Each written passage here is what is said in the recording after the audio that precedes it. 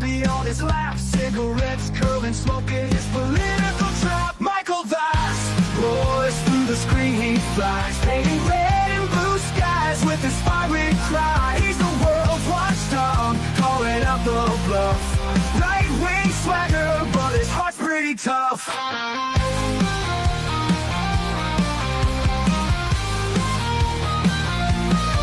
He's a Republican dragon with his truthful slight, fights the battles unseen in the shadows of the night. From policy to passion, he breaks it all down, giving a voice to the voiceless, wearing his crown. Caffeine-fueled mornings, the smoke curls dance, Fluffy at his feet, giving life one more chance. Through algorithms and bias, he cuts straight and clear.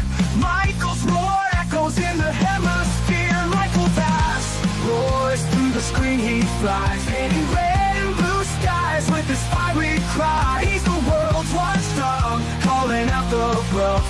Right-wing swagger, but his heart's pretty tough.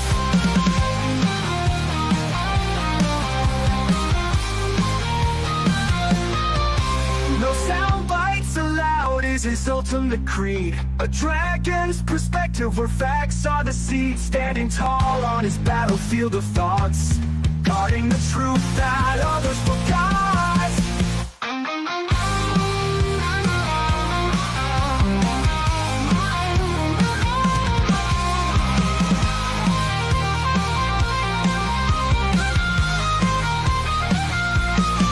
Michael Vass roars through the screen, he flies, painting red and blue skies with his fiery cry. He's the world's watchdog, calling out the bluff. Right-wing swagger, but his heart's pretty tough. Hello, everybody, and thank you for joining us. This is No Soundbites Allowed, and I am your host, Michael Voss, and I'm happy to be here with you today. It is May 24th. It's currently 2:33. We're about 1 minute behind. That's not bad. And I hope everyone is having a great Memorial Day weekend. I know here in New York and through a lot of the Northeast, it is a little bit rainy, but at the same time, it's about remembering those who came before us. I hope that you are having a good time with family, friends, and loved ones around you, and that you are taking at least a moment to think about all that was given up to give you the opportunity today to be able to have this celebration, to enjoy the freedoms and the mirth and the wealth, the freedom that they gave to you, to each and every one of us here in America, the envy of everyone in the world. Now, we have a big show that's going to be going on today. There's a lot of interesting things to talk about. We're going to be talking a little bit about what's happening with, there's so much, Debbie Wasserman Schultz, the Democratic Party, what's happening with the shooting in Washington, D.C. But I think the thing that's most important at the moment is some breaking news that came out within the last hour. We're going to jump right into that in just 1 second here. Matter of fact, we'll jump right into it right now. And I have it here somewhere. Oh my God. Why is it that I never find the things that I'm looking for? There it is. There. I believe this is the one. Yep. Okay. I tell you, I have so many buttons I trying to hit. Sometimes I miss it. But what we see here is breaking news. This came out within the last hour. So a lot of people may not have heard about this. But the latest news is that the United States is on the verge of being able to sign and enter into an extended ceasefire, 60 days, and reopening of the Strait of Hormuz, and an end to the conflict with Iran. That is important. Now, we know that Democrats want to give up the ghost. They want to do exactly what they did in Afghanistan once again. They want to run away. Somehow, Democrats think that's a very effective political and military strategy. Just run away, especially if it makes the other side, Republicans, MAGA, Donald Trump. If it makes them look bad, well, then just run away even faster. And we saw how well that worked out in Afghanistan, where we armed the Taliban, a terrorist organization. They now control an entire country. And we see that women have suffered as a result of that. Although Democrats no longer talk about Afghanistan, they no longer talk about the women in Afghanistan. They abandoned them. But that is the nature of the Democratic Party. If it isn't politically advantageous, just abandon it. It's okay. But they wanted to do the same thing with the Iran conflict, just to abandon it, to get a vote and say, it's done, run away, let Iran get the win, which they're not considering what consequences that would mean for the Middle East, for Europe, for the United States, just for everyone in the world. They're not considering that. It would make Donald Trump be embarrassed. It would hurt Republicans in their efforts for the 2026 midterm elections.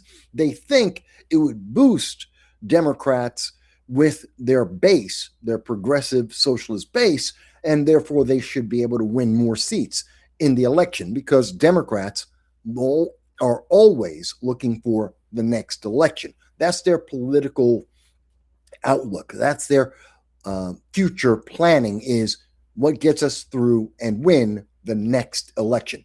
That's it. They don't think about other consequences. They don't think how this is going to impact the United States, our foreign relations, our economy. They look at what wins them more seats in the next election.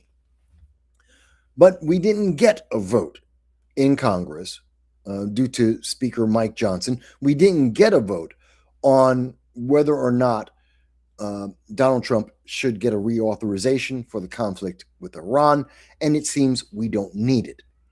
We are now on the verge of signing a deal for a ceasefire. This ceasefire, as being reported by every country in the world, states that there would be an initial 30-day negotiation phase, which would allow for the reopening of the Strait of Hormuz, which is responsible for about 20% of all the oil in the world. That would help to lower inflation, lower the price of gasoline and oil around the world, and I'll show you it already has. But it would also end the future conflict. Now, according to the BBC and most every international news agency, what you will see is that the deal is about the enriched uranium, as well as opening up the Strait of Hormuz and ceasing all hostile activities. That is a major point. It's one of the reasons why we went into this action in the first place. One is regime change, but also to deny the terrorist, fanatical government of Iran the ability to make nuclear weapons and also ballistic missiles, for that matter, and drones, and to remove those capabilities from Iran to increase the amount of global stability and peace in the world. That's what the goal is. And we seem to be on the verge of getting several of those things done. Now, you will see other news agencies that are quoting the Islamic Revolutionary Guard Corps, the IRGC, which is the terrorist wing of the Iranian government. They are the ones who go out and train Hamas, Hezbollah, the Houthis. They're the ones who provide funding and weapons to all these terrorist groups around the world that have killed people in every country over the last 47 years. That wing of the Iranian government seems to have gained a lot of strength recently since this conflict started, and they are having other statements that they are putting out independent of the Ayatollah and the Ayatollah's government. So there seems to be a massive factional war politically being fought in Iran as they are having this conflict also continue to go forward. I believe that Donald Trump was able to get several concessions forced onto Iran that China, his trip to China, which many people said got nothing done. As I said on the Monday Opinion Roundtable, with my friends Chuck and Joe. We were talking about this, and you can see that video. You can go and see that live stream. But I had mentioned that what was happening there was a discussion about the future of Southeast Asia and putting pressure on Iran, because China is the one that is actually holding the negotiations, not Pakistan. Pakistan is the front man. That is the front face to the world. The real negotiating power is coming from China and Chairman Xi through Pakistan to have a conversation with the United States and Iran without directly putting their name on it.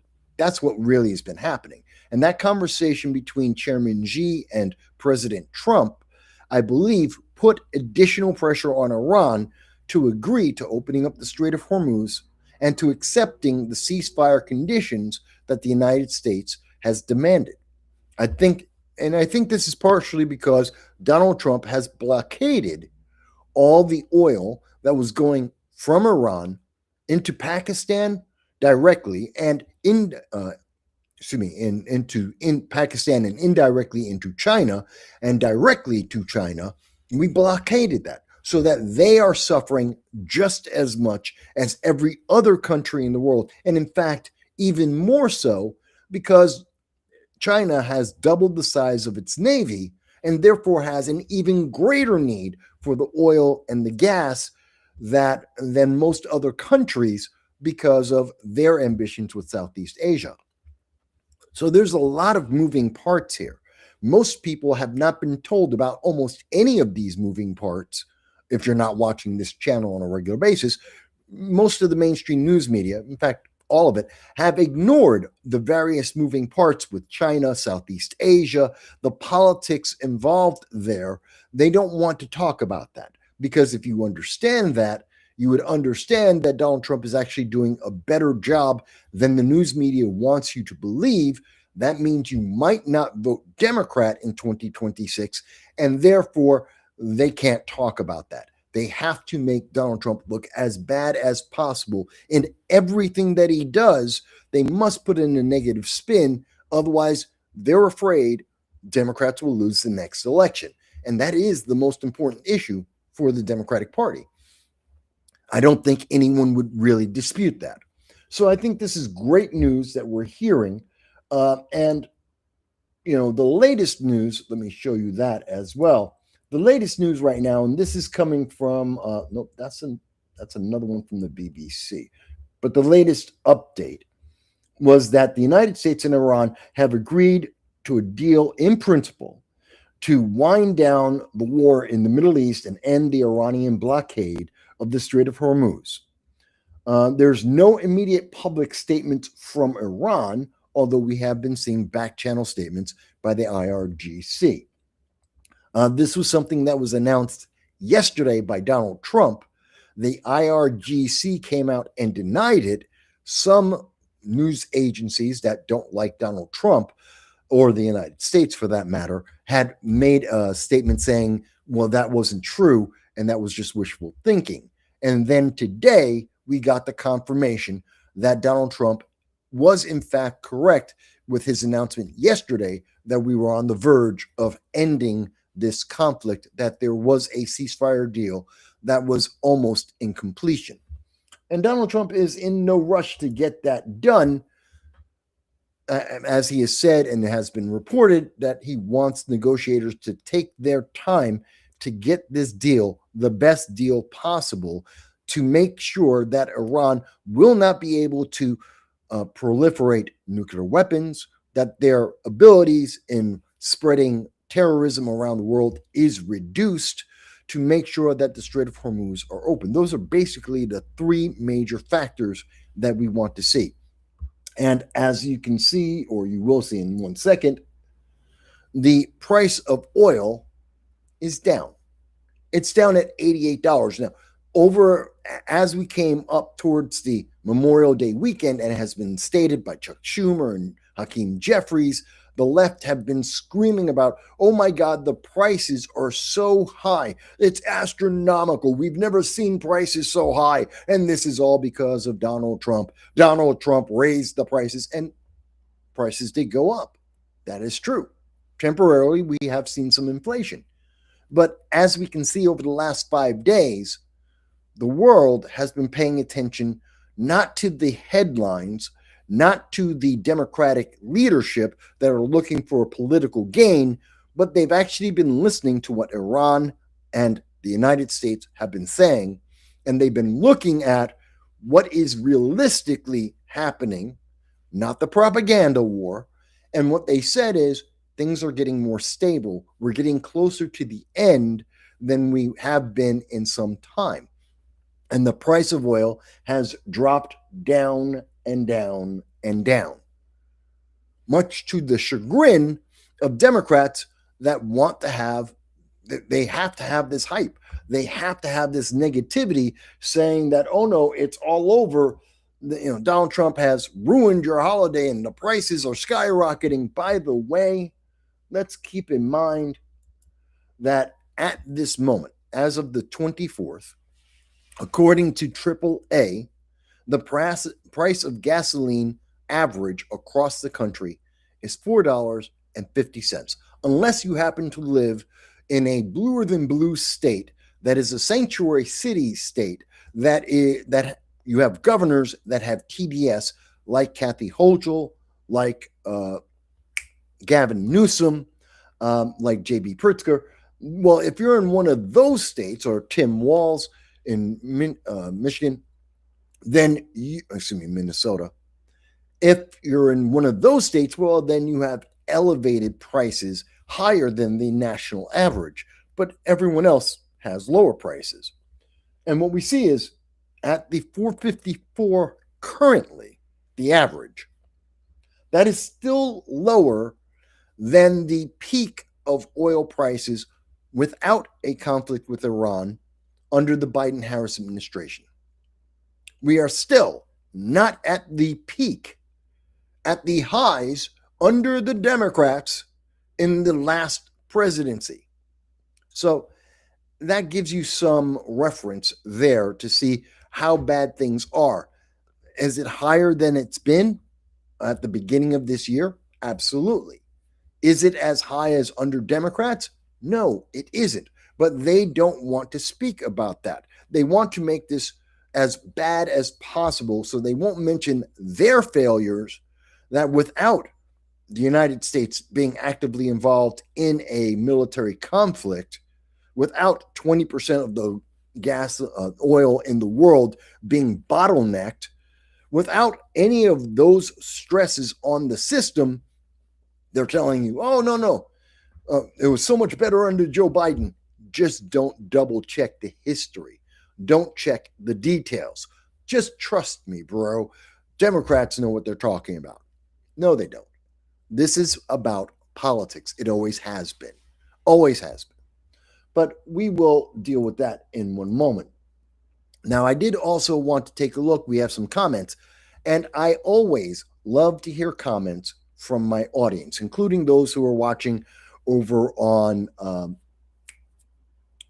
Instagram. Sorry. We're now on Instagram as well as everywhere else. Let me fix this 1 second here. There we go. And so I see that we have some comments. Alabama Barbie has been joining us. I hope you're having a great time. I know you're cooking food for the homeless and those in need. I hope you're having a great day, Alabama Barbie. I see we have a comment here from Phil. Phil Vecchio. Hey, Phil. And Phil says, he said hello. And he also said, there's only the Strait of Hormuz because the gay of Hormuz was kicked off the roof. Really? Really, Phil? The gay of Hormuz. Yeah, well, to be fair, with Iran, yeah, they would do that. They would actually throw, because that is the policy. And this is something that it seems having a degree from Harvard or Columbia, some of the Ivy League schools across this country, don't seem to understand the simple fact that even as they defend Iran, Hamas, Hezbollah, the Houthis, these are all organizations that would throw them, the LGB alphabet, and all of their leftist socialist policies would throw them off of a roof. And yet they want to support them because they don't like Donald Trump. Again, that's the nature of the left. It's not about whether it's good for you or good for the world. It's about their political ideology, and it's about them gaining power. And so they just ignore anything that doesn't fit their narrative. They ignore and say, well, that doesn't exist. That's just not real. Don't talk about it. Or they call you a racist and a sexist every single time. Every single time. But I did want to cover that, and I do thank everyone who is watching at this time, whether you're watching live or if you're seeing the show afterwards. I thank each and every one of you for taking some time to be here with us, and I look forward to all of your comments.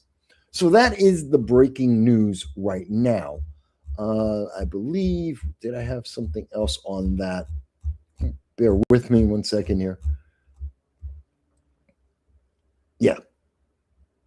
And so there is some pushback on this deal from Republicans.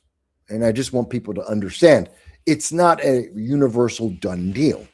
We have seen that there are Republicans who are upset, including Lindsey Graham and others. And it is a concern of mine as well that we're not getting enough out of this conflict. In particular, and I will tell you from my point of view, one of the most important things that we actually should achieve in this conflict is regime change.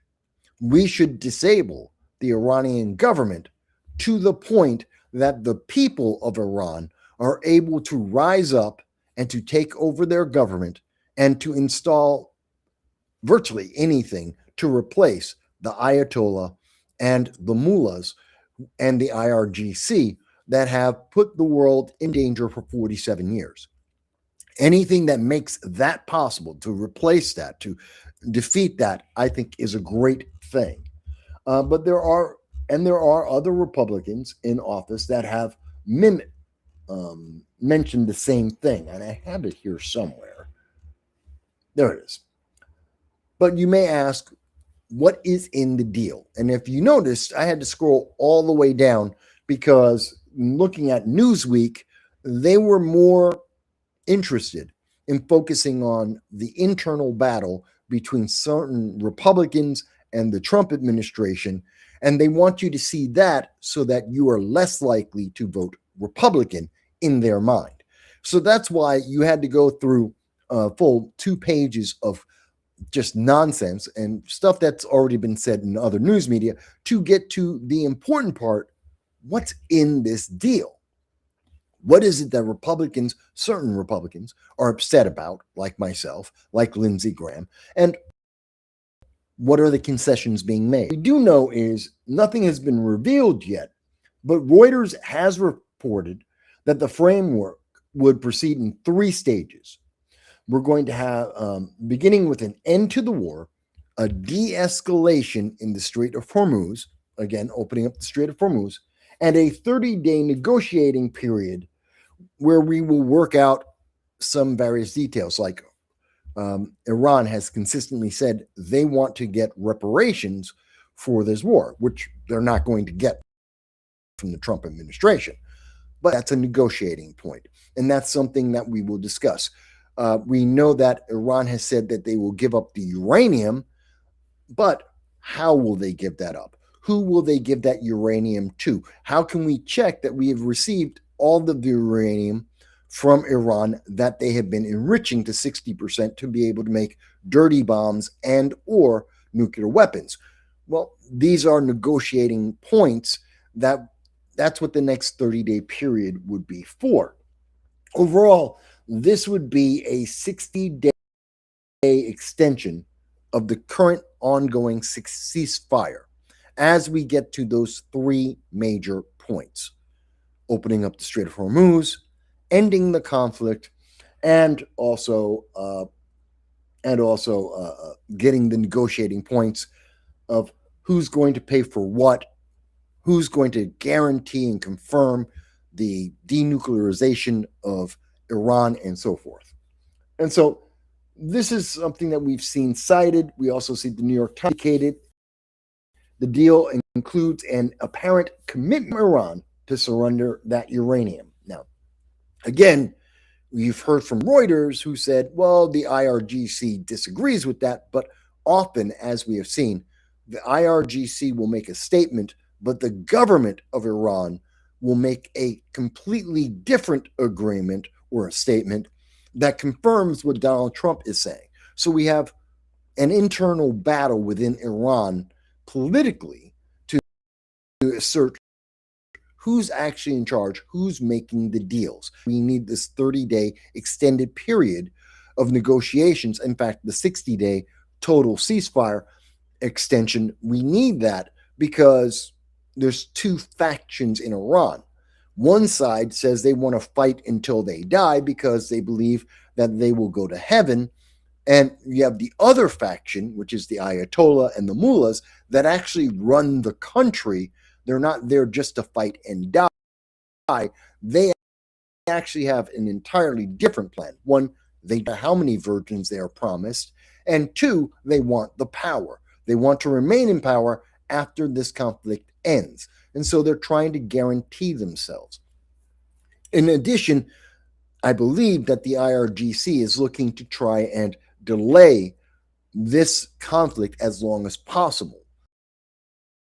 The longer that this conflict, the closer it gets towards the 2026 midterm elections, it makes Republicans look weaker, and therefore it gives more comfort and aid to Democrats who, Iran is very clear and very aware, want to run away. They want to give up. They want to get out. And therefore, Iran will win even more. They are able to negotiate stronger because Democrats are fighting against the president. They're fighting against the Republican leadership. They're fighting against the actual benefits to America and the world because Democrats want to embarrass Donald Trump. It's kind of like, what's that TV show that just ended, The Boys? The TV show was only there to embarrass Donald Trump, if at all possible. That's what the showrunners were writing for. That's what the character of Homeland was all about, trying to embarrass Donald Trump. And they destroyed their own show, their own legacy, to be able to have a moment to say, well, we don't like Donald Trump. America didn't care. That's not why people were watching The Boys. That isn't the most important thing, but it is the most important thing left. In fact, that's the only thing that they have. But it's interesting to note that. Okay. So I wanted to make sure that you were up to date on that. There is some additional breaking news. Well, not so much breaking at this point because it has been resolved. But yesterday at 6 p.m., the world was notified that there was another leftist liberal nut job that decided that they were going to attack the White House and or Donald Trump if they could, and decided to try to enter into the White House while Donald Trump was there. This nut job, I won't even mention his name, was known to the Secret Service, known to the D.C. Metropolitan Police Force. He had already been arrested once before in July of 2025. He has mental issues. It's already been established. We know this. He is mentally defective, and he decided to try and bum rush the White House. He had a revolver. He pulled out the revolver as he was approaching one of the entrances to the White House. He was confronted by Secret Service. When he pulled out the gun and began to fire, Secret Service engaged him. Multiple shots were fired. Somewhere around 20, possibly as many as 30 rounds were fired. It seems that a bystander was hit and injured. It's unclear whether that was from the insane maniac, the terrorist, or whether it was from Secret Service. It's unclear at this time. But the maniac, the lunatic terrorist wannabe, was shot and killed. And that ended that sequence. Again, we have seen, as much as the left will like to tell you, there is no violence from the left. All of the violence is from the right. Yet again, we have another attempt to try and kill members of the Trump administration and to go to the White House and commit acts of wanton terroristic violence. And it's coming from the left. Again, it always comes from the left, almost always. Not to say that there's zero violence from the right. There is some. It is rare. It is extreme. But overwhelmingly, when we look at these cases, each and every one, over and over and over again, it is leftist violence. It is because of the indoctrination. It is because of the 12 years of demonizing both Donald Trump, making America great, Republicans, America first, in demonizing the foundation of America for 12 years, for an entire generation. Well, this is what we get as a result. And the left will not accept accountability for what they have done. They have encouraged individuals like this psychotic individual to go out and commit acts of suicide by police, essentially. But to commit these acts of suicide and terrorism that harm other individuals, innocent bystanders are being harmed by these leftist attacks. And the left is perfectly happy with it because they think this makes them look better. They think that their base is bigger than it is, that the rest of America, people who are independents, Republicans, conservatives, libertarians, that they're all supporting the indoctrination of the left that creates these psychotic, terroristic, mentally deranged individuals. And they're wrong. The left is absolutely wrong. No one is looking at this ever. And I know there's a small segment of people, mostly on Blue Sky, who will say, oh, too bad that this one or that one didn't get to Donald Trump. And they say those things on Blue Sky. But the normal, average American and individual from around the world do not share that sentiment. They do not want to see this. And to be fair, for the left, they should wake up and realize that if one of their operatives, one of their cohort, were to actually assassinate a member of the Trump administration, or more importantly, Donald Trump himself, the president of the United States, they will not be seen as heroes. That will not be a victory lap. That will cause more violence and potentially solidify a civil war in the United States. This will not end badly for them.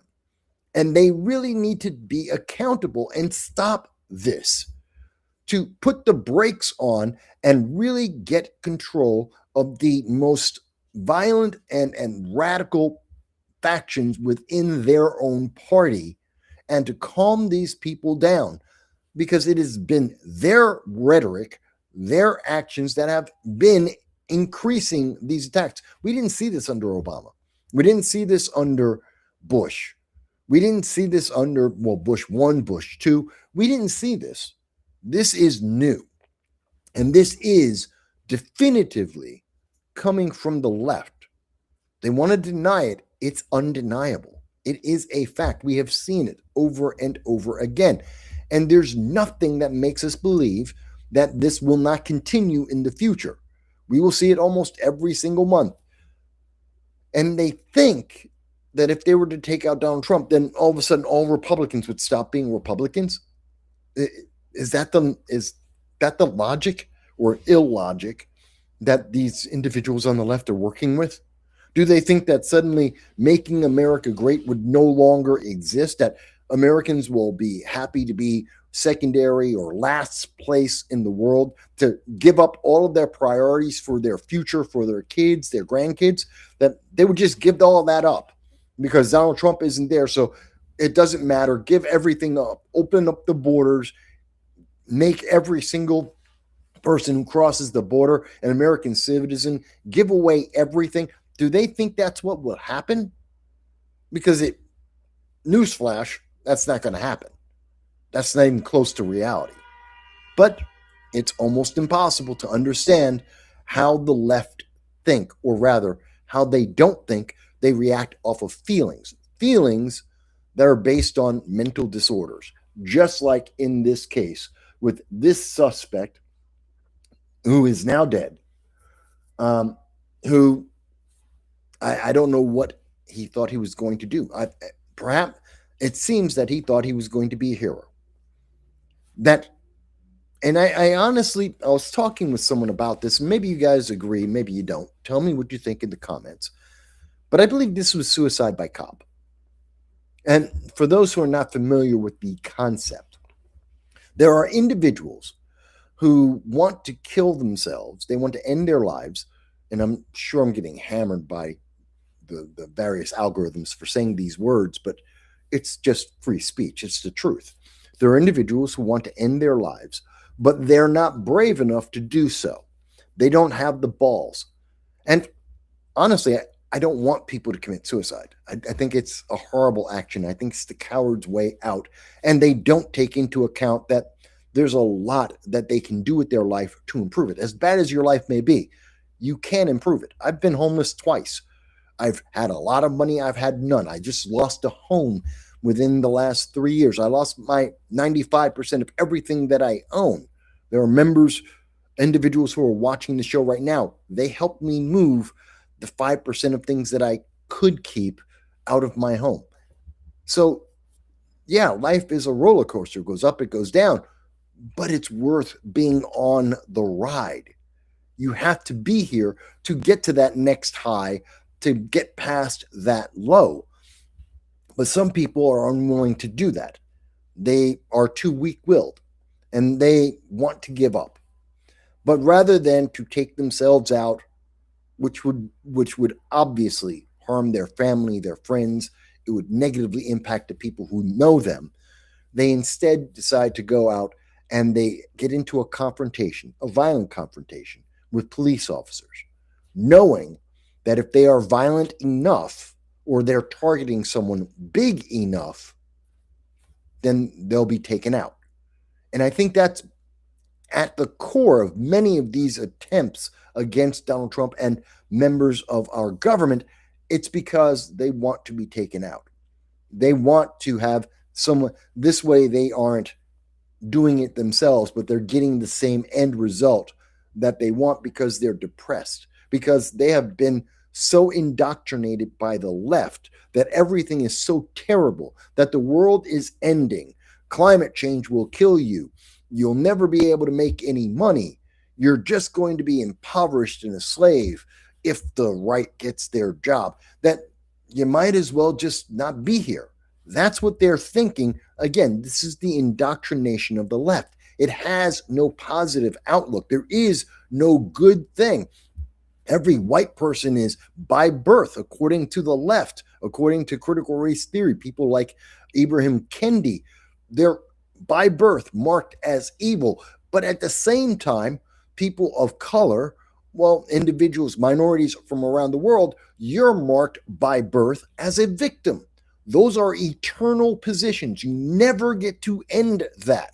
According to Ibrahim Kendi from critical race theory, that is being taught to some of the most educated youth of this generation, the next generation. They're being taught that these are eternal, never-ending positions, that you will always be marked in this way. You're either evil or a victim. There is no hero. There is no uplift. There is no way to change that.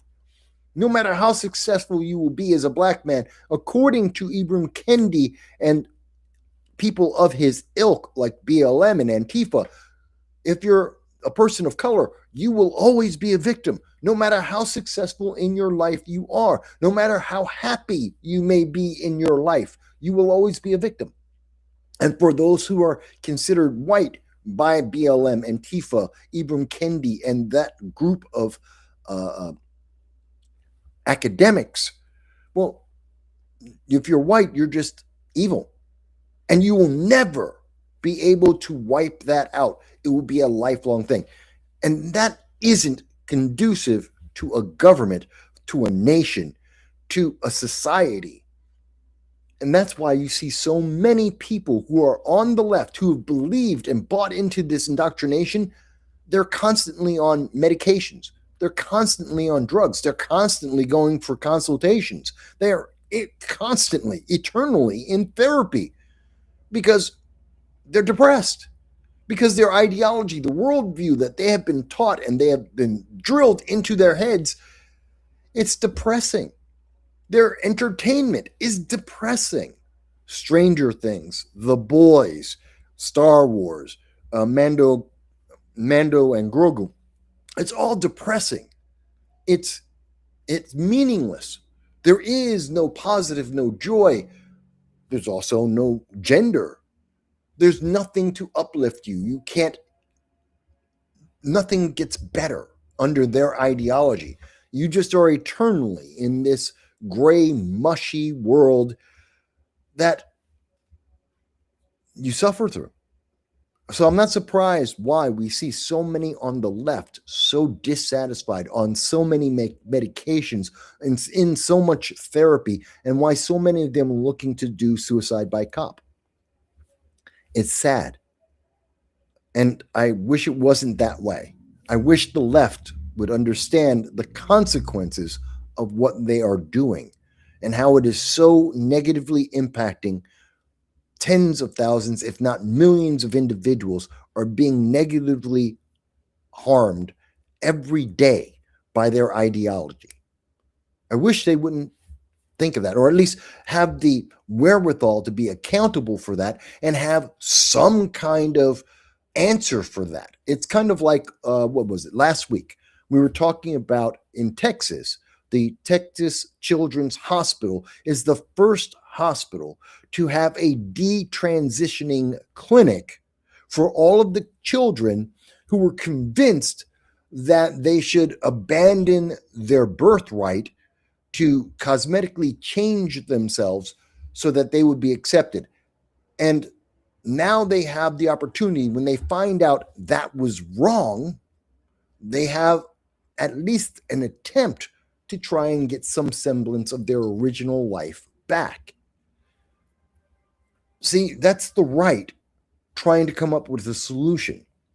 Because even if the left is 99% correct and suddenly a 12,000% increase in the number of individuals who believe that they are non-binary and trans, if that is correct, and it's not, but assuming that they're right 99% of the time, with 99% of the individuals that they have convinced, these children that they have convinced to take the drugs and chop off their genitals, what about the 1% of the time they're wrong? And as human beings, they're wrong far more than 1% of the time. But let's assume they got it that right. And there's 1%. What about that 1%? Well, they're just in a hell. They're being tortured because they were misled. And now they have to live a lie that they cannot alter. That's why we see Texas with the detransitioning clinic, which is free for the first 5 years. It's completely free to help children, those under 18, who were misled by the leftist ideology. We need more of that. And that's the right finding a solution to a problem created by the left, and the left will not take accountability for it. They ignore any and every objective fact that shows there is a problem, that gender affirmation therapy, and ideology does not work for everyone. And it's questionable if it works for anyone, but it demonstrably doesn't work for everyone. And what is the answer for those people it doesn't work for? For those people that they have convinced that they need to change their outward appearance, alter the way that they are interacting with society, what happens when you're wrong? And I've said that on this channel many times. We have to have an answer for that. We must address this. We have tens of thousands, if not hundreds of thousands, of young children, a generation that have been convinced that the problem, the source of all their problems in their life, is they have the wrong body. What happens when they find out it isn't the wrong body? It's just the way they think. It's the efforts they put in. It's the fact that they're not entitled to be some kind of special snowflake. No one cares. That's not going to make their life better. Having multiple degrees in lesbian dance theory is not going to improve the quality of your life or make you live a better life. You're not going to be rich off of that. You're not going to be complete off of that, at least for the vast majority of people. What is the answer? The left says, no, you just don't understand. Go get some more therapy and you'll be okay. The right says, well, there is a detransitioning clinic. Maybe that's what you should have done in the first place. Maybe we try and answer it in that manner because you never should have changed in the first place. You bought snake oil, and now we got to try and help you live with it or cure it. Again, you may say, well, Mike, that's not true of everyone. I'm not saying it's true of everyone. I'm saying, what about where it is true? Because it is true for some people. That is a fact. We have the numbers. We have the reality. We know this for a fact. But the left never likes to deal with these things. Let me see. We have some comments here, though. Let me address that. So, yeah, I think the guy attacking the White House, that was all about, well, essentially all about suicide by police. But let's see. We have some comments here. And I see we have a comment from Gambling Kenny. Hello, Gambling Kenny. I think it's been a while since you've been on the channel. Good to see you back with us. Gambling Kenny says, John Wilkes Booth thought he was going to be a hero for doing in Lincoln. Booth was a Democrat. Well, I don't remember if John Wilkes Booth was a Democrat. It makes sense that he would be a Southern Democrat, the party of the KKK, the party of Jim Crow, the party of slavery. Yeah, it makes sense that he would be a Democrat, and I'm sure he thought he could be a hero to the South. He's despised to this day. No one looks at him as a hero. The left never looks it through. They never do. Hal is laughing, though.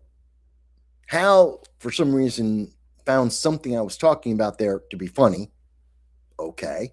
I don't know what was funny, but okay. Let me see. He has a comment here.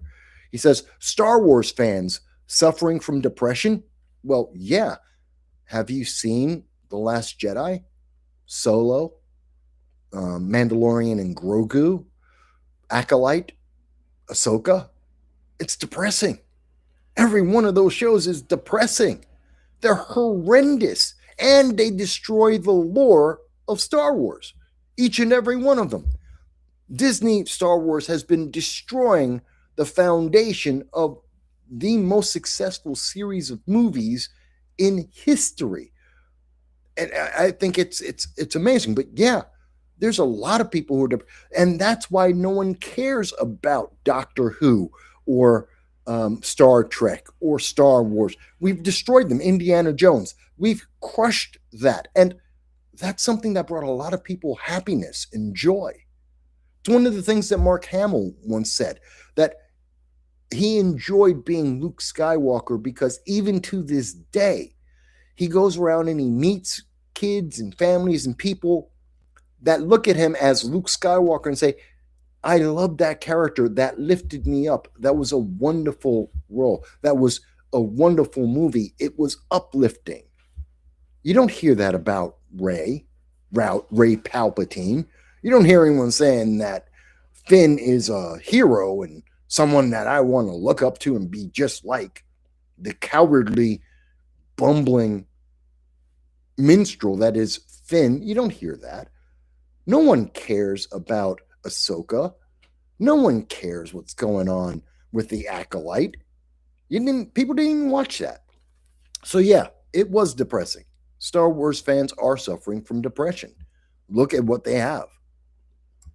Gambling Kenny has some comments. He says, my research says Jeff's cabal of Satanists cannibal predator elites desire half beings for their pleasure, love of money. Doctors are preying on the mentally impaired to supply the market.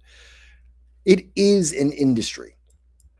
Definitely, the trans movement has created an industry just like we see with the homeless, just like we see with illegal aliens. There are entire industries that are dependent on the federal and state tax money that has been pushed into gender affirmation policies, these ideas of living and coping with being a leftist ideologist or living with leftist ideology. Entire industries exist because of this. And so they feed into that. They're not trying to get a solution, it's where they make their money. Do you know how much money some of these therapists, these individuals, these doctors make? The amount of drugs that people will be on for the rest of their lives if they go through the gender affirmation surgeries, that they'll be on lifelong drugs and having, in many cases, lifelong surgeries to deal with this. You know how much money that generates?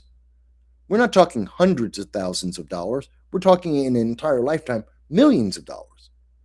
Now, again, I will say, if you are a grown adult, do what you want. That's your life. And by the way, don't ask me for money, but you can choose to do anything you want with your money. You want to change your body, go right ahead. You want to live your lifestyle in a different way, then go right ahead. You're a grown adult. Don't ask me for money. Don't look for my taxes to fund your individual choices. And you must deal with the consequences of your choices socially and financially on your own. That's on you. I won't stop you, but don't ask me to fund it. Don't ask me to back it up. But I will say this, we're talking about children. When I was talking about with the Texas Children's Hospital, talking about the detransitioning clinics, that's for children. They are an entirely different category. If you're 18 and above, do whatever the hell you want. That's your life. I'm not going to care. You want to chop off the bits in your body, that's on you. You have to deal with that. Children, that's an entirely different, totally different category. Gambling Kenny goes on to say, truth is always far more bizarre than any made-up story. That's true. That is true. He goes on to say, it's like, what are transgender children for in today's society? There are no transgender children. There are transgender adults. You can make that choice as an adult. We should never hear the words transgender child. Two different things. Two very different things. You want to make a choice as an adult that understands the consequences of your actions, that is willing to live with the financial burden, the psychological burden, the physical burden of your choices. You can do that. Children do not have the wherewithal or capability to do that. Therefore, they shouldn't. It's just that simple. And people will be pissed at me about that. I don't care. There are two different categories. Absolutely. Phil goes on to say, Phil is back and he says, how for New York? You can't be depressed if you don't care. Well, that's the other thing. There's a lot of people who don't care anymore. And sadly, we're seeing more and more of that kind of segment of our society. People just have given up. They don't care. And that's just as bad for our society, just as bad for our economy, just as bad for our nation and our friends and loved ones as those who are depressed. Giving up isn't a solution. In fact, that is just as bad as being depressed. There is, in fact, I don't see really a difference between being depressed and just giving up, not caring anymore. And if people don't care about their entertainment, that is a symptom of them not caring about anything anymore. When we destroy the things that bring joy to ourselves, to each other, to our society and our world, when we start destroying the things that are beloved and say it's worthless, then what is worthwhile? If everything that you love has been destroyed and you're told that it's worthless, what is left? And that's what the leftist ideology does. It says, oh, all the things you thought.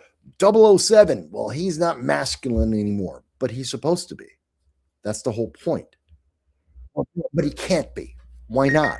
Well, we can't do that anymore. Well, you've destroyed it. Well, I don't care. He's not 007 anymore. And you've now taken something away from me that I did enjoy, and nothing's there to replace it. I now just have a hole. It's not like the left couldn't go out and if they wanted to have a, I don't know, non-binary spy movie series, create one. Go write your story. And if it's good, people will want more of it. Make the movie. If it's good, people will say, make more of them. And you can create your own mythos, your own heroes, if you wish. Why do I have to lose my heroes? Why do I have to change my lifestyle, my wants, my desires, just to appease someone else's feelings? And we see this all the time.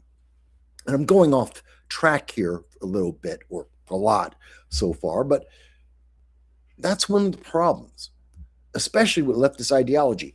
You must conform to their feelings and their ideology rather than they can convince you through their own actions. We have to change. You have to change to be more in line with Ibram Kendi and the feminists and all the different groups in their web of just everything. You have to change. You have to conform to them. They make no concessions to you. Why? Well, they think that they're living a better life. Okay, but I think I'm living a great life as is. Why do I need to change? Well, because they said so. And I said no.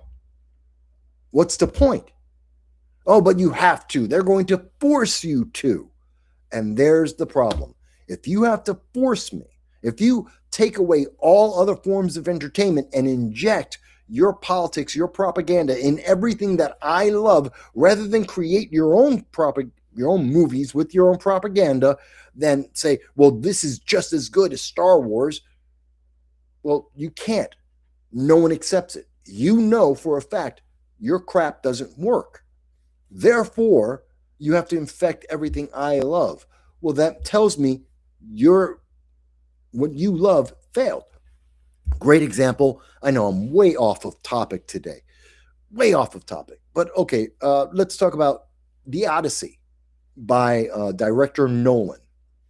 Nolan's version of The Odyssey is going to fail. I think it's going to be a complete flop. It's a horrible movie. Horrible movie. Not just because Lupita Nyong'o is Helen of Troy, which is an abomination. Not because she's ugly. Not because she doesn't have acting ability. That's not the character. Helen of Troy is blonde. She's a white woman. Period. And there's a reason for that. Because the story didn't happen in 2025. The story happened thousands of years ago. Hundreds or thousands of years ago.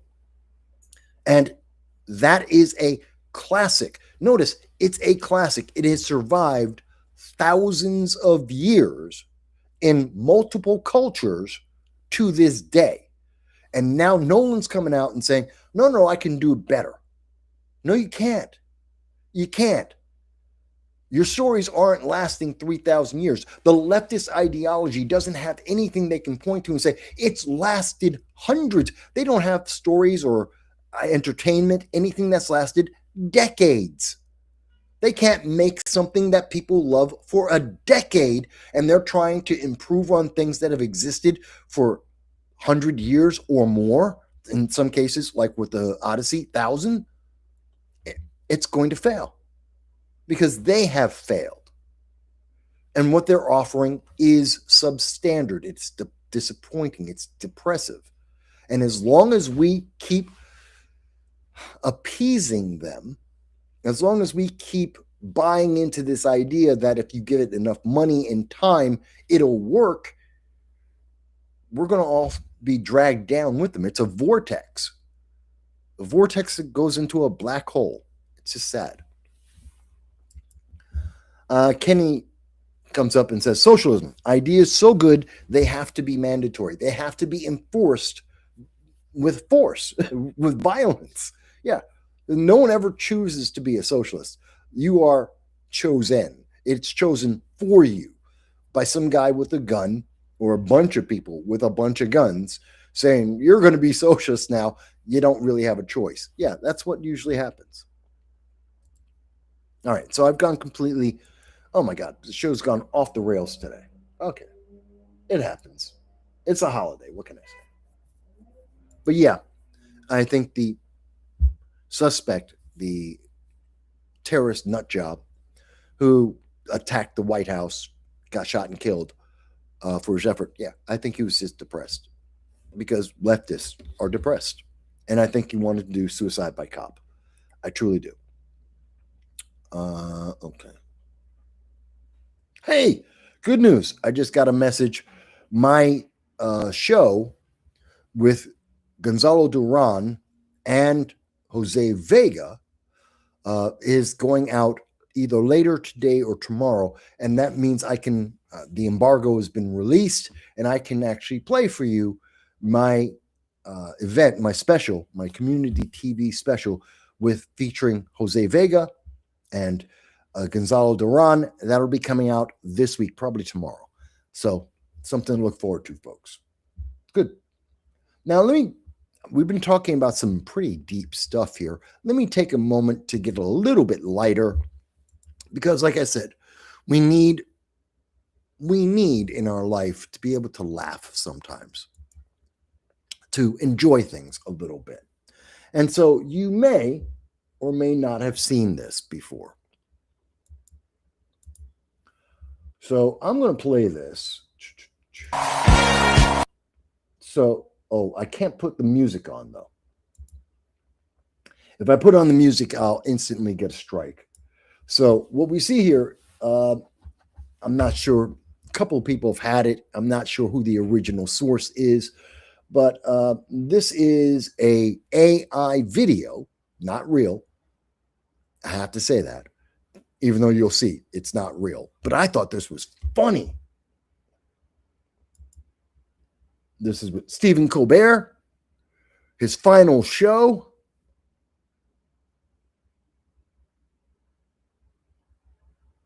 And that is funny.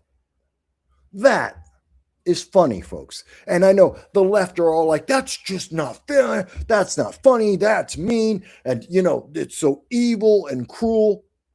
I think it's funny as hell. Stephen Colbert stopped being funny the day he got The Late Show. And Stephen Colbert has been pushing nothing but politics, his personal preference of politics, since the day he got out there. And I'm glad he's gone.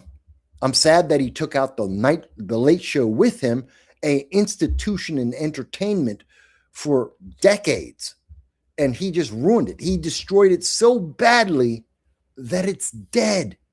It's not that he's getting replaced. It's gone. And he's going along with the other late night hosts. Jimmy Kimmel's going to go too very soon. These guys deserve to be removed. They're no longer funny.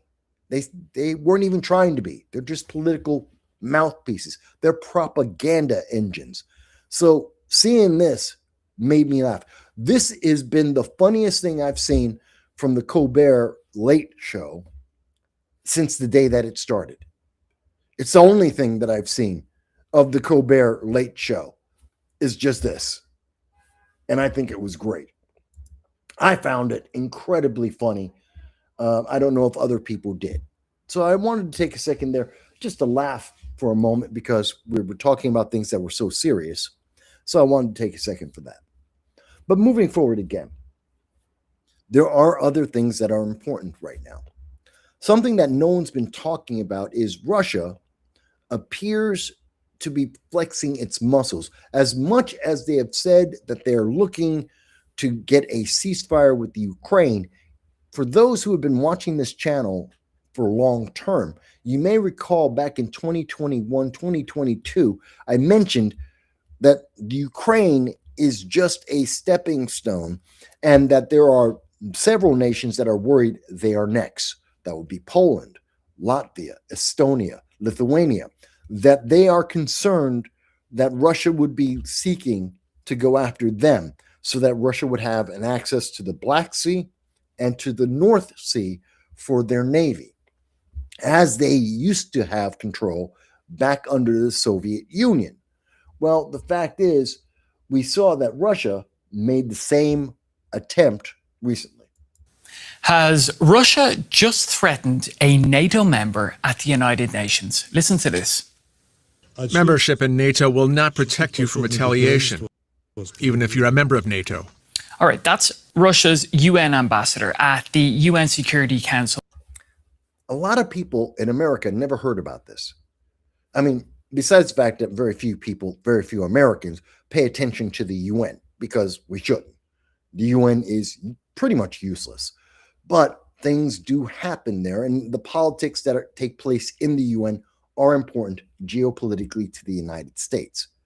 Russia has just made an indication that they want to take steps against NATO nations. That means America's involved.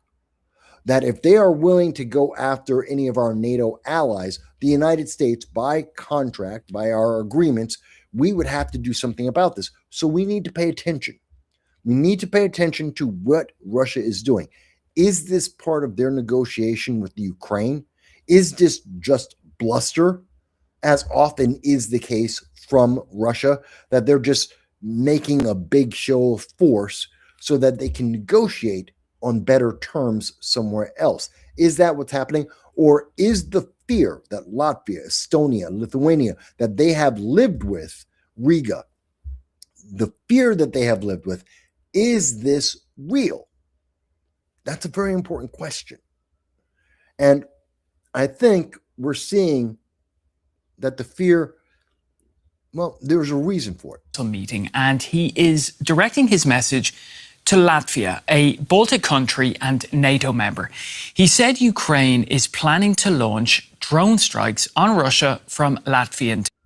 It is highly unlikely, not impossible, but highly unlikely that Latvia, Estonia, or Lithuania, these are small countries. I've actually been to Latvia. I've been in Riga. I went and had a vacation there. When I was living in Moscow, I took a vacation, went to Riga, which is in Latvia. Beautiful city. Yuramala. I recommend it. If you ever get a chance, go to Yuramala. Beautiful city. It's about 15 minutes outside of Riga. Also a beautiful city. Had a great time there. But if you look at it, it's not a big industrial. This is not Germany. It's not Poland. It's not England. It's not France. They don't have a big army. They don't have big military. They don't have a big military complex, an industry to create weapons and to fight wars. And they wouldn't pick a fight with Russia. If anything, what they have been doing since 2022 is building up defenses to protect themselves, to make the agreements with places like Poland and Sweden, who are hunkering down out of fear of Russia and its potential. This is, when we hear this from the UN, from Russia, that is warmongering. That is something that needs to be addressed. And the problem is Donald Trump is being assaulted from the left every time he does something to respond to these kinds of incidents. These are the kind of incidents that under the Biden-Harris administration, Democrats ignored. They just let it go because they didn't want to be involved with our allies to protect our allies. This is important. This is important because at the end of the day, it comes back to us. If we aren't doing something about this, if we're not paying attention to this, that gives a green light go to Russia. Biden was so busy trying to win the next election, he was running away from the Taliban, of all people. He ran away from the Taliban and left behind everything: money, ammunition, weapons, tanks. helicopters. He left it all, gave it to them as a gift because he was running so fast. That was green light go to Russia to go into the Ukraine and take it over, or to attempt to take it over, because America wasn't paying attention. Because America, Democrats, were trying to win the next election, and they needed to look good on foreign policy. They wanted to end the forever war so badly to get that boost in their ratings in the next election that they didn't think about how they ended that war, how they ended that conflict, and the consequences of just running away. They never considered that. And that has led to where we are today. This is another test, just like Afghanistan. This is Russia testing if the American people are paying attention. If we are so obsessed with the next election that we don't notice what's happening and the consequences of it. And so I need to bring this up. You're not hearing this from American TV. This is Deutsche Welle. This is the German national TV. Deutsche Welle, DW News. You're not hearing about this on CNN. You're not hearing about this over on MS Now or whatever the hell they call themselves. You're not hearing about this on ABC or CBS. I get it. The UN is boring. It's mostly ineffective. I get it. But this is important. This is another signal like Afghanistan. This is Russia saying they would want to end the Ukraine conflict just to start another conflict, to take on an even smaller, even weaker country. And Latvia is a small, weak country as conflicts go by nations. It's a small, tiny country. They would want to take that over. And if they can take Latvia, they can take Estonia, they can take Lithuania. They're all tiny. Their armies are insignificant. Not to say the people are insignificant, but their military is insignificant. They would be steamrolled by Russia unless NATO takes action. This is a call to action. What will America do? Have we given up on the easternmost NATO nations? What are we going to do? We should have a response to this. We should have some way of dealing with this, to push back. And I think part of that is that Donald Trump has guaranteed that there will be 5,000 U.S. troops going to Poland. I think that is the answer. We almost screwed up. We cut 4,000 Polish Americans going into Poland to punish Europe, just like we were punishing Germany, because Germany thought that this was the 1800s and they were a great superpower again. They're not. And so we had to punish them. And we took out 5,000 troops, about 15% of the troops that we had in Germany. We took them out. That hurts their economy. But at the same time, that sent a signal to Russia.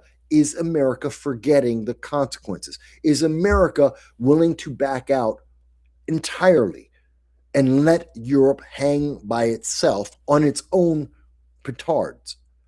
The answer is no. No.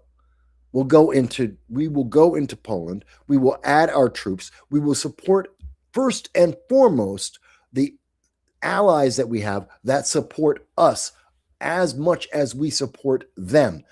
Poland always has been above the 5% margin that Donald Trump has insisted, that the United States has insisted from the NATO members. They've always been over that. They've always been proactive on their own self-defense, which reduces the burden on the United States. It reduces the amount of inflation that happens in the United States because they're taking care of their own people.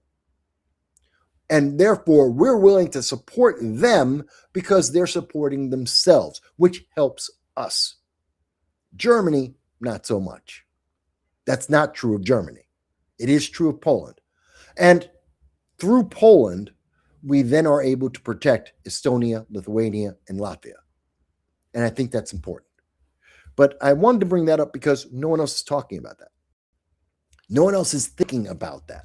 No one else has mentioned this to you because most of the pundits, most of the leftist news media, they don't care. They're just trying to win the next election for Democrats. That's all they care about. They don't understand the international politics and how these things are all connected, and we have to pay attention to the details. They don't care about the details. They care about winning, and that's a scary thing. Hey, I see Chuck. By the way, I did see your comment earlier, Chuck. Chuck said he's doing his chores and he's watching the show, kind of like Alabama Barbie, watching the show and doing some chores to help the homeless and those in need. I love that. So thank you for dropping in. I always appreciate that. So that takes care of what's going on with Germany, I think. What is this? So since we're talking about things that the left is focused on, but they misunderstand the consequences of what they have said, I want to go back in time a little bit, because you were told something that we had to change our life. We had, again, the left said, you have to change your life for their feelings. They had an idea and you had to adapt. Everything has to change because the left felt like something was true. And you may or may not remember when we were told, oops, I screwed that up. Hang on. I was supposed to share the screen. Here it is. You may or may not recall that back in 2018, 6 years ago, we were told there's only 12 years left. You remember, you heard this from AOC. You heard this from a lot of people on the left. The world's going to end. We have 12 years. This is Greta Thunberg. Oh my God, the world is ending. There's only 12 years until the end of the world. The climate is going to change because the climate changes every day. It's going to be climate change. The climate will change and you will die, is what you were told over and over and over again. Do you remember that? I do. And at the time I said, it's not real. That's not true. That they are lying to your face, that they are manipulating you emotionally, panicking you because they have an agenda to make money and to shape politics. And we saw for 6 years, they were screaming about, we have 12 years, the world has to change, we have to fix this, this is unacceptable. What was it they said? Here it is, and I want you to focus on this. This is from The Guardian from 2018. Quote, it's a line in the sand, and what it says to our species is that this is the moment and we must act now. This is said by Deborah Roberts, the co-chair of the working group on the climate change impact. She goes on to say, and this is a quote with the UN, she goes on to say, quote, this is the largest clarion bell from the scientific community, and I hope it mobilizes people and dents the mood of complacency. Oh my God, you have to take it seriously. Climate change, the world's going to end. We've got 12 years left. You've got to do this or else it's all over. Remember all of that? Greta Thunberg, how dare you? Okay, I remember that. And I wanted to play that to remind everyone about this because, where is it? Where is? What? Sorry. I hate this. The Washington Post just screwed me up. Because the Washington Post has a comment about climate change. Scientists now say the worst case climate scenarios, as you just saw, doesn't exist. Now they put it behind a firewall. It was out for a while. Let's see. Come on. Now my computer's acting up. Here we go. Nope, wrong one. There it is. That's the one I wanted. Sorry. Got too many Too many tabs. There we go. This is from EOS. The IPCC seems poised to eliminate the most extreme emissions scenario. You were lied to. The climate activists lied to you. The world is not going to end. Oh my God, the temperature is going to go up so high and no one will be able to survive and the world will end, and they lied to you. Quote, the authors of the new paper, the latest paper by scientists, wrote that trends in the cost of renewables, the emergence of climate policy, and recent emission trends justify the implausibility of the highest emission scenarios, such as RCP 8.5 and SSP 5-8.5. So, in other words, they lied to you.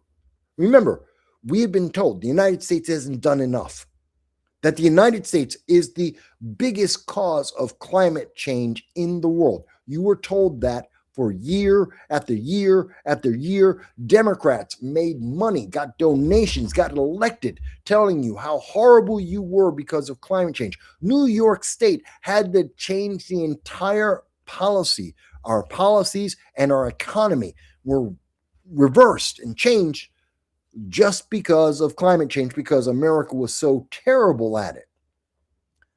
So we failed.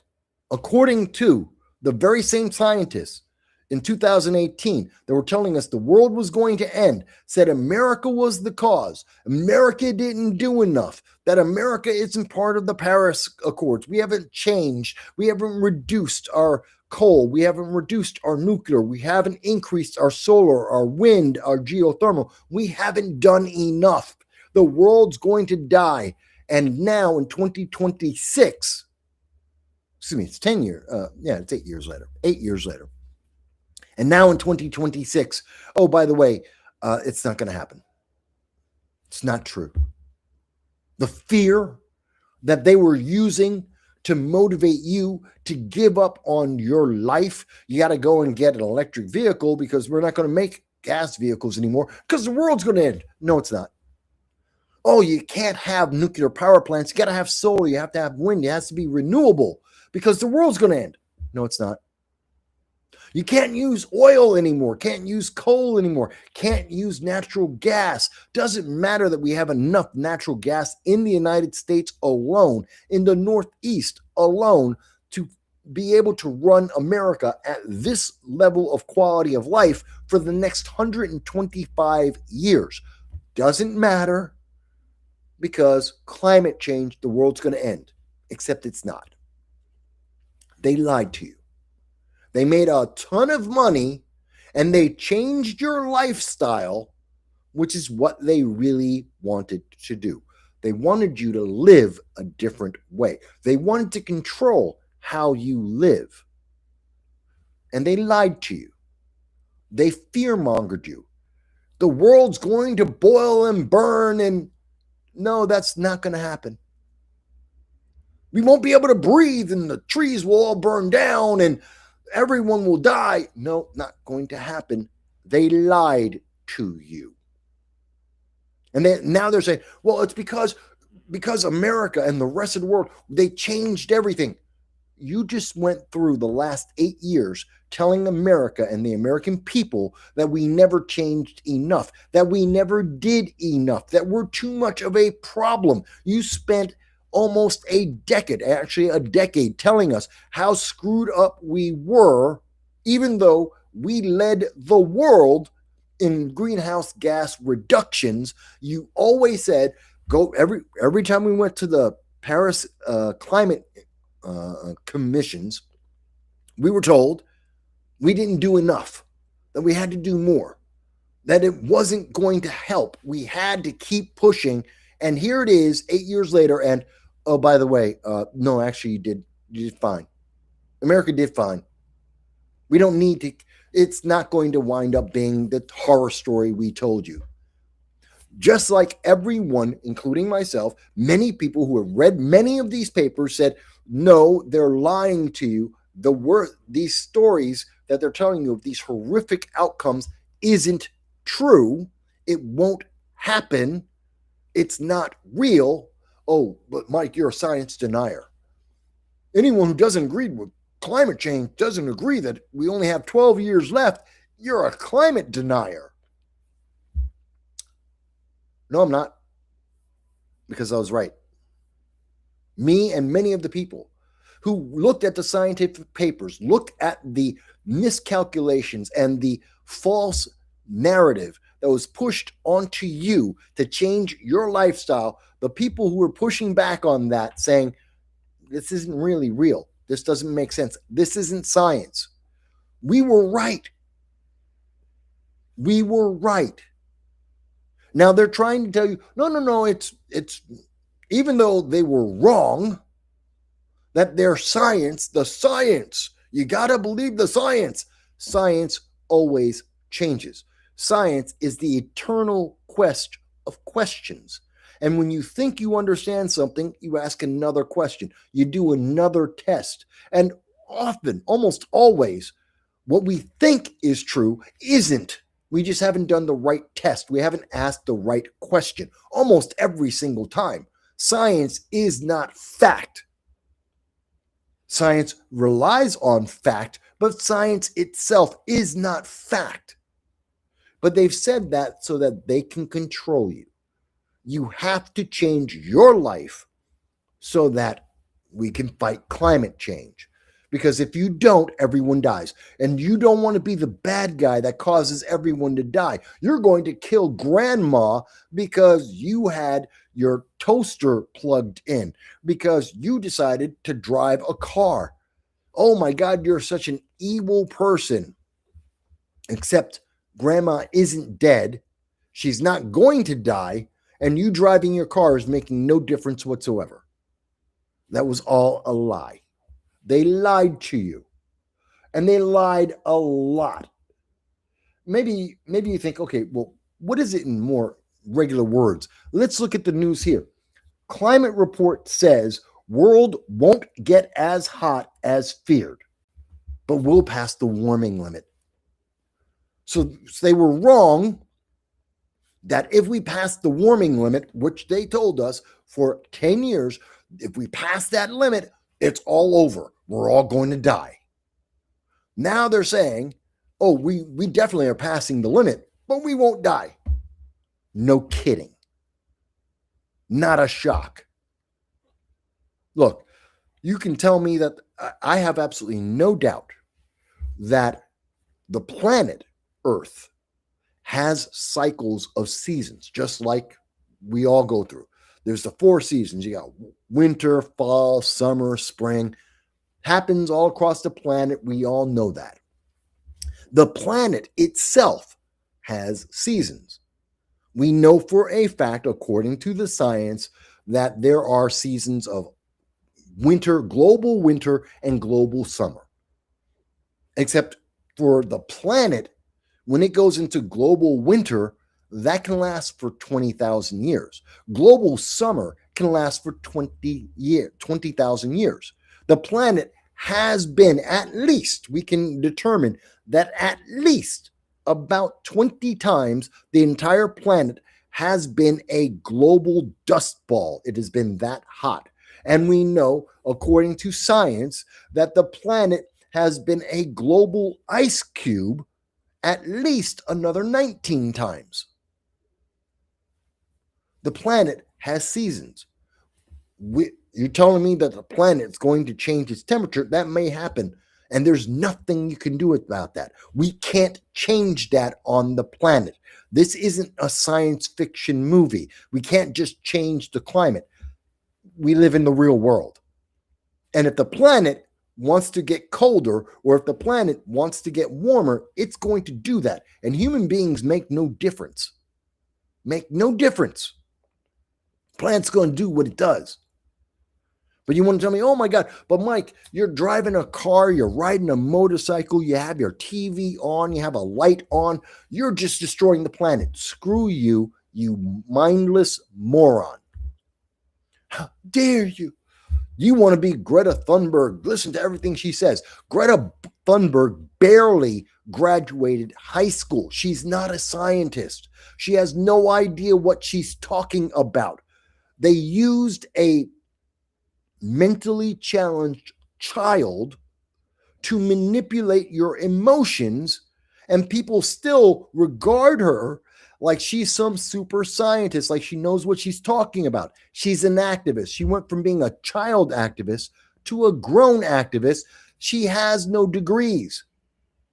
She's not a climate scientist. And people swear by, oh my God, well, she said so. You're a moron. You're a moron.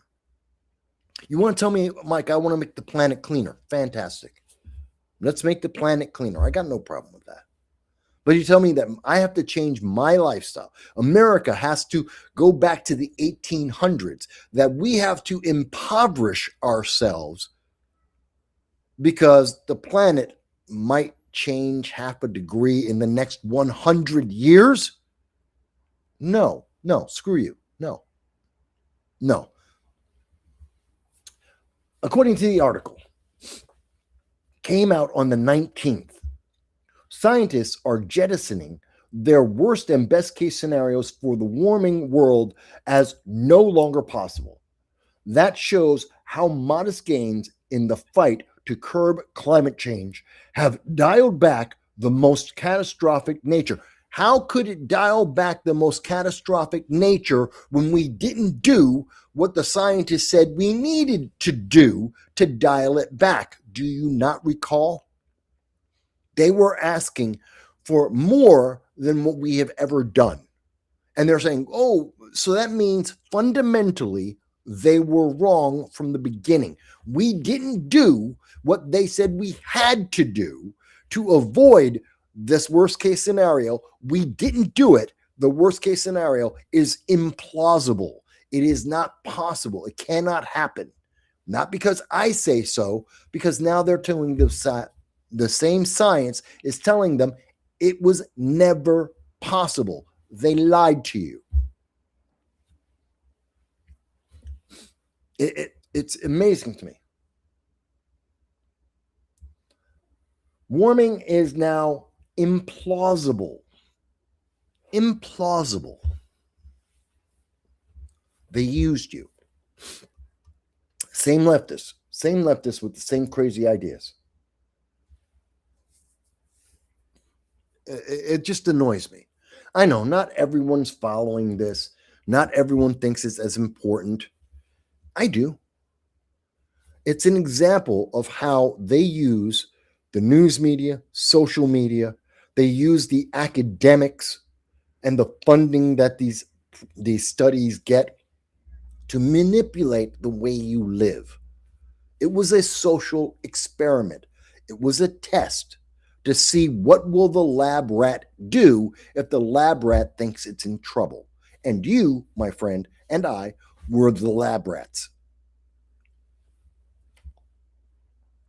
Alabama Barbie's with us, and Alabama says, these data and battery buildings may impact climate in 2030.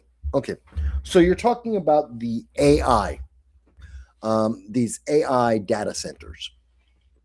And we still have no clear understanding of what kind of impact they necessarily will have. But I don't believe you're right. Now, one of the reasons why is it's not like we've never had factories before. It's not like we haven't had energy intensive businesses and industries before. We have. That's not new. And we have learned when we paid attention to these factories, when we paid attention to the pollution, we were able to mitigate most of it. Not all of it, not perfectly. There were trial and error periods, but we figured it out and we fixed it. And we've cleaned out river after river. Rivers that were polluted and we thought would never be clean again are. We got better science. We got better understanding of the problem and the process, and we fixed it. The same thing's going to happen with AI data centers. There's a problem, and we now need to work the problem and get it fixed. And we have AI helping us to figure out what the problem is and what's the fix to it. AI can help fix the problem that AI creates. And I don't think the problem that AI creates is as big as we hear, because again, the very same climatologists, the very same scientists that were hyping the worst case scenario for their benefit, for the political benefit, are the same people telling us that the AI is going to destroy the world in terms of environment, in terms of society. I don't think that's true. Do I think that if you don't put regulations on or pay attention to how AI data centers are built and how their waste is being disposed of, if we don't pay attention, would that be damaging? Absolutely. Will there be some mistakes made in the first couple of data centers? Absolutely. And then we will improve and we will retroactively fix a lot of the problems. And it won't be perfect, because there is nothing that human beings do that is perfect. There is no perfect, clean energy generation. Doesn't matter what you're using, whether it's solar or wind, whether it's burning a stick or a coal or anything else, everything has a cost. There is always going to be some problem. Is it something that we can live with? Yes. It ain't going to be perfect. There is no such thing as perfect. The people who tell you that we need to do this because then we'll get the perfect outcome, they are a, what's the word? Huckster, shyster. They're a liar. They're abusing you. They're using you. They've got an agenda. I'm not telling you that AI data centers are the answer to everything. They're not. I don't think they're the problem of everything either. And in the next 4 years, in about 4 years, not even 3 years, are they going to destroy the nation? Absolutely not. We won't even have most of them built by the time we get to 2030 for them to destroy the economy, not just the economy, the ecology of the United States or the world. They won't be around long enough to be able to do that. So I think, again, people who are selling that idea to you have oversold the problem because they have a political agenda. They want control. And they want you, out of fear, to comply. Again, in the simplest way to debunk that, most of the data centers that are planned won't be built by 2030. How can they be creating so much pollution that it will destroy ecological areas in 2030 when they won't be built? Most will not be built. And of those that are built, you're talking about a year. In a year, it'll destroy everything. I don't think so. That's just not realistic. So if the time frame doesn't make sense and the amount of damage in that time frame doesn't make sense, why would you believe the outcome is? The thing is, you're not supposed to stop and think about it. You're not supposed to ask, how long does it take to build one of these data centers? And what kind of resources go in, and what kind of pollution comes out? And what are the quantities of them coming out? And is there anything we can do to filter or to remediate any of the waste that we already know we can do? Is there anything we can do there? And what if we don't use oil to create the energy? What if we're using nuclear power? Does that alter the outcome? Because I'm pretty sure if you're using a thorium stage for a nuclear power plant, you're not going to get the same result if you're using oil electricity or coal electricity or solar electricity. You're not going to get the same outcomes. So you're going to have different answers. And in the space of a year, how much damage would it have to do to destroy an environment? Is that realistic? Have we ever seen that happen? Chernobyl did not destroy the environment. Chernobyl. It killed a lot of humans, It had the potential to kill even more humans. It did release a ton of radiation. That's true. It's still a problem today for humans, but nature is fine. Nature has adapted. Nature adapted a long time ago. By the way, for those who are younger and don't know, Chernobyl was a nuclear power plant, a Russian nuclear power plant. It was a very old model of nuclear power plant at the time, and it started to melt down. Major nuclear power plant accident, 10 times more extreme than anything since in modern time. It was absolutely devastating. An entire city had to be evacuated because of all the radiation that was released. Human beings couldn't go there for the first 5-10 years, could not even go into the region without dying. And only now you can actually, it's 30 years later, and now you can actually go a city that before, if you went there, you would have to be in total enclosed hazmat suit, radiation hazmat suit. And even then you could only be there for like half an hour, 15 minutes. And then otherwise you get exposed too much and you would die. And today, 30 years later, you can go there dressed casually. And as long as you're not grabbing certain items, you're not sticking your hand in the water, you're not holding onto metal there that absorb the radiation. If you're just walking around, you can actually walk around there for like half an hour dressed like this. People do go to Chernobyl now. It's not nearly as deadly as we were told it would be. So again, there is the fear that we are sold, then there's the reality. They don't match up. I don't believe in the fear.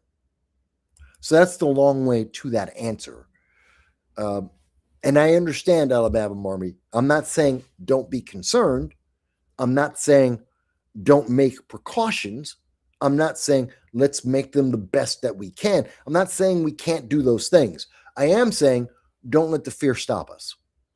Don't let a bunch of politicians and activists who have a political agenda, let them control what we do.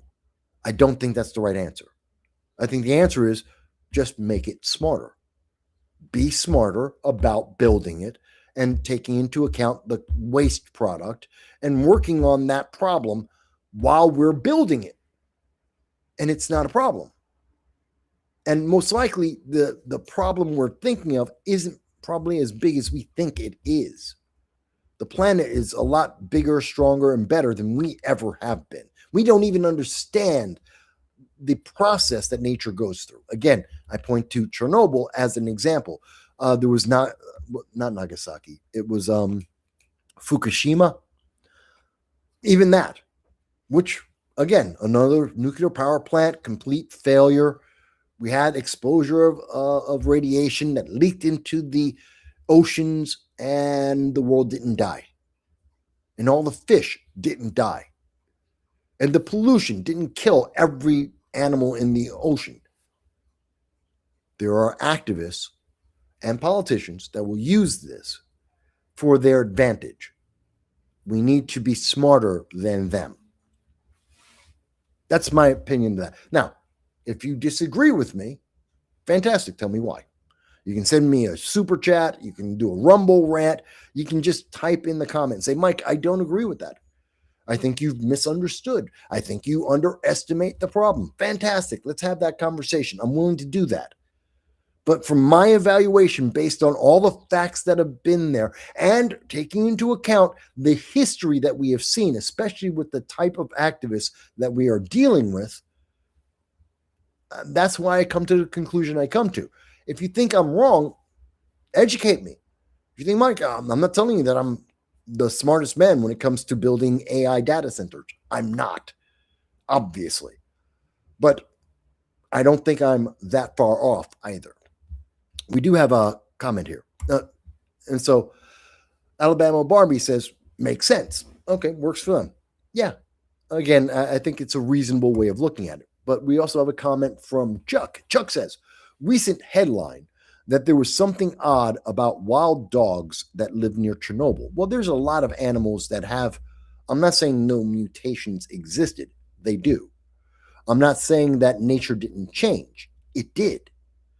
But what we were initially told about what would happen because of Chernobyl was that all wildlife would die, that it would be a barren zone, and it would take over 100 years for life to be able to re-enter that region. That was what we were told initially on Chernobyl. That's not true. That isn't what happened. There are deer, and some of them are mutated deers, but there's deer and other fauna that are living there. There are plants that are living and thriving in Chernobyl at this moment, which is something we were told couldn't happen.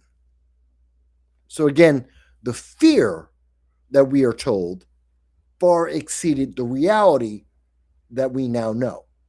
I don't believe in the fear. I believe in working the problem, not being terrified of the problem. But you're right.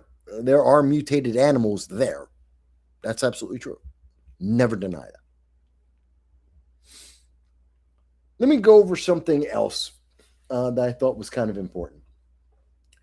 About a week ago, we remember that there was a mass shooting in San Diego last week. I didn't comment a lot on it. I'll get to you in 1 second, Hal. I see your comment. But last week we saw in San Diego 2 teenagers, 17 and 18, initially reported at 17 and 19, decided to horrifically attack people because of their religion, attack people because of their differences.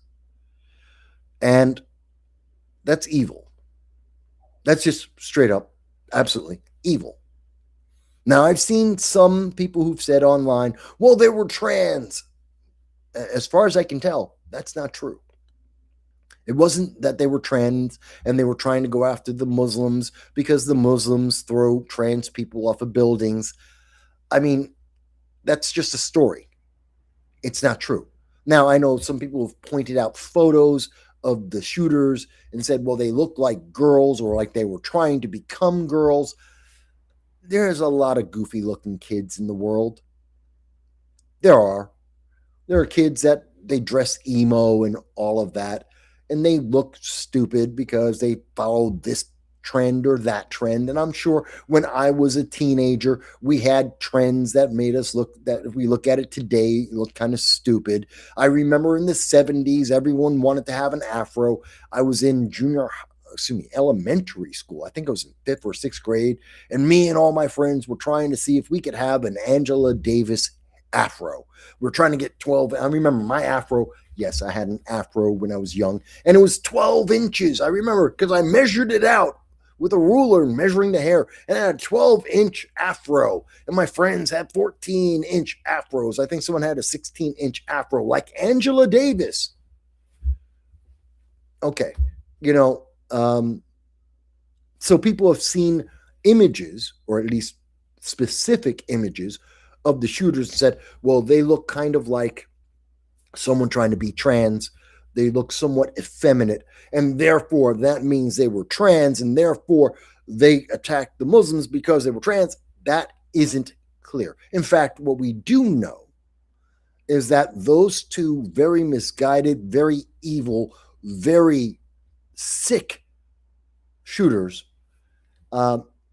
they were anti-everything. They hated everyone and everything, including themselves, which is why they wound up taking themselves out. Because they were sick, twisted, vile, evil people. And there is no excuse for that. There is no justification for that. There is no but this. So I want to debunk that part of the story. As to the best of my knowledge, to best of all information available, and I know the manifesto hasn't been released yet, so we don't know 1,000%. But from every source that we've gotten leaks from, that we've gotten information from, for all of the family and everything that's been studied on this to date, They are just sick individuals that hated everyone because they hated themselves. And as a result of their hate for themselves, well, they hated everyone, and so they took it out on an easy target, which was the mosque. And it could have just as easily been the Jewish school right across the street. In that neighborhood, in Florida, in California, in San Diego, right across the street from the mosque was a Jewish school with students, young children there. They could have just as easily, in the very first time, first day, first hours that we're hearing about the shooting, no one was sure, or many people weren't sure, whether these guys had gone after the mosque or if they had gone after the Jewish school. We weren't sure if they were anti-Muslim, if they were anti-Jew. We couldn't tell because they were both right next to each other. And it could have been either one. And that's the thing about hate. Hate fits any box you want to put it into. Hate fills up whatever container you put it into. And you can get whatever you want out of that if you are looking only for hate. Those shooters were sick, twisted, sadistic, evil, vile rejects. The thing I am most upset about is that they harmed others before they harmed themselves.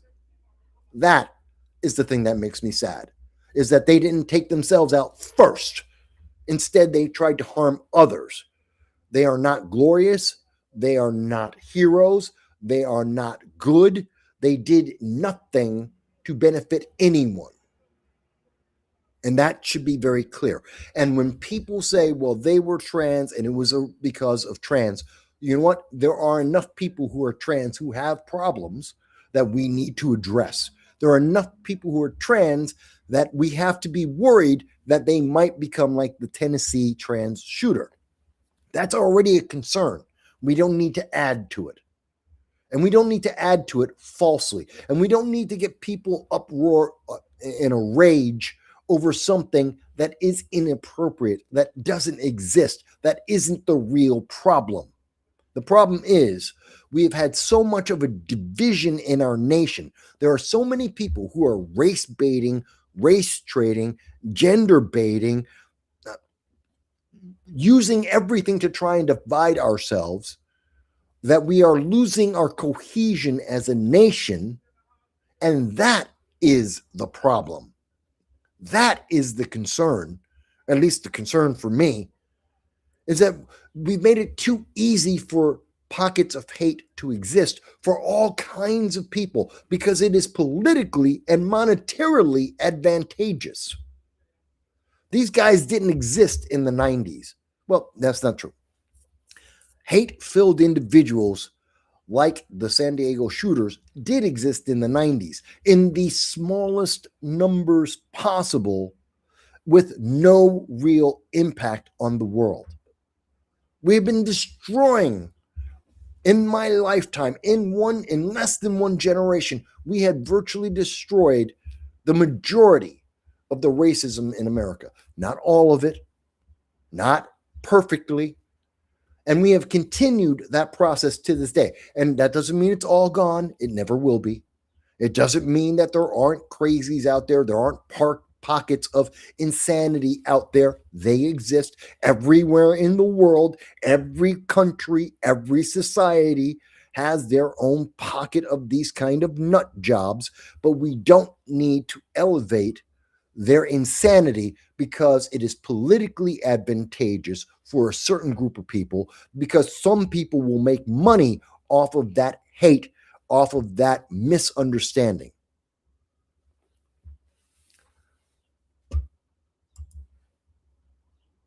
They are evil. And they aren't, as far as we can tell, they were not trans. They didn't do it because trans. They didn't do it. They did it because they were evil. It's not even because they were attacking Muslims. They would have gone right next door. If they had the opportunity, those sick bastards would have probably gone right across the street and attacked the Jewish kids right after they attacked the Muslim kids. if they had the opportunity, because they were sick bastards. Anyway, that's what I'm saying. All right. Let's see. We got a comment from Hal. Hal says, and let me put that up for everybody. Hal says, Chuck, you might be thinking of the blue dogs. I think it was fake when I first saw it. Blue dogs? Blue? Really?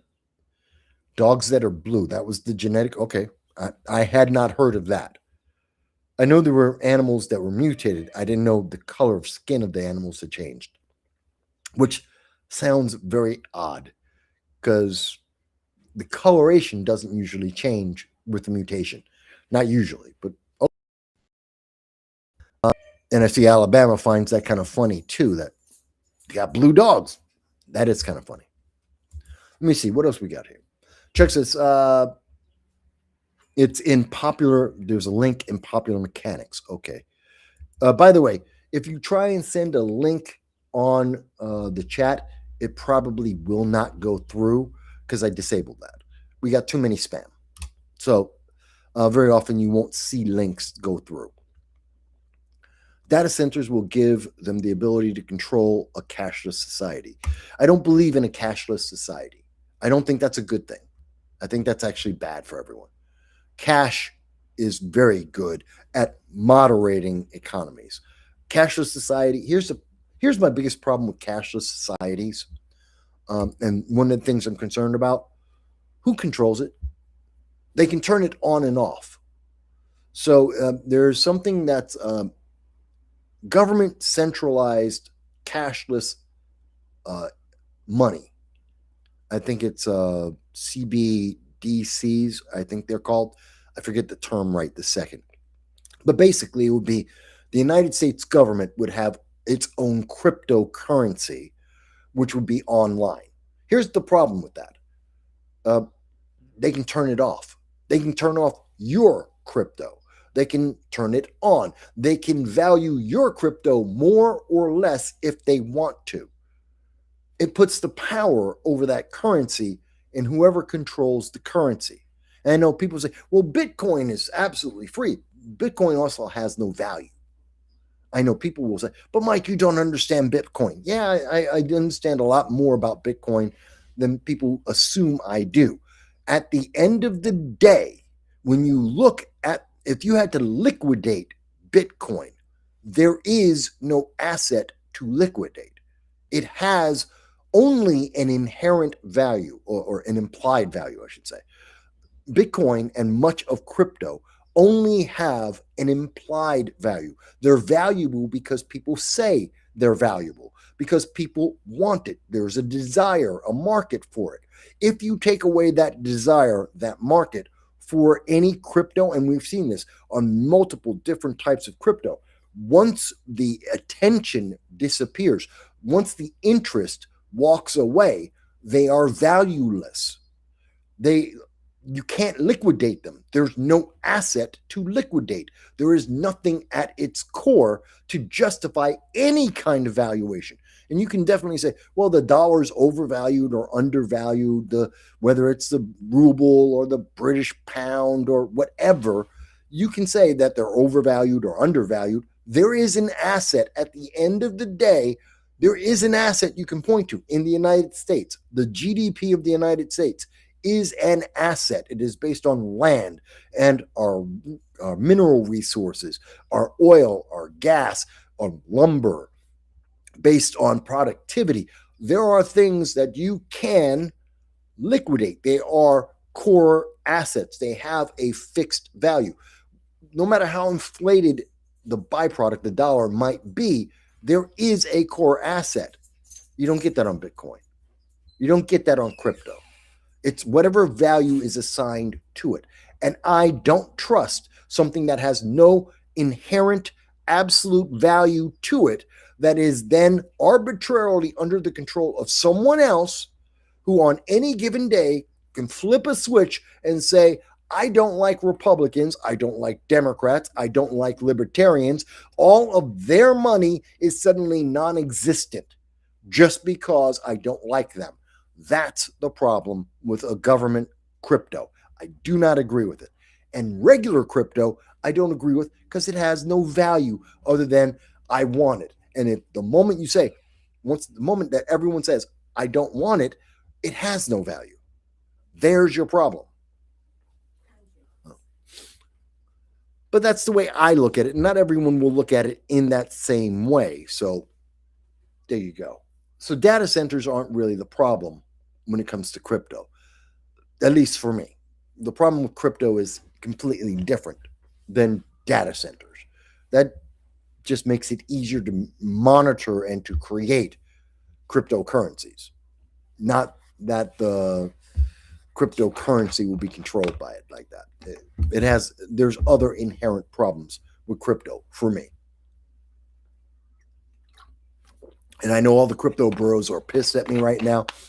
And my potential future angel investor was a crypto bro who just heard me say that and goes, well, I'm not going to give Mike any money now.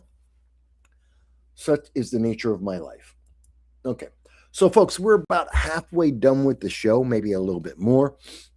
And before I go further, we're going to take a quick break. Okay. Bear with me 1 second. Yeah, we're going to take a break because my dog, it's been 2 hours, and my dog, Khan, who I love dearly, 15 years old, he wants to go out and go for a walk. And if you've been a fan of the show, if you like, share, subscribe, always like, share, subscribe. If you've liked, share, and subscribe before, you know that I always take my dog out about 2 hours, 2.5 hours into the program, and we go out for a walk, and then we come back and we finish the show. So I'm going to do that in just one moment. I want you to know we're going to be gone for about 45 minutes, and then we'll come back. And it's raining outside, so it's going to be real fun for me. But I want everyone to check that out. We still have to talk about what's going on with Debbie Wasserman Schultz, what's happening with the Democratic Party, what's going to happen with the 2026 midterm elections, and why Black people are really, really pissed about the midterm elections.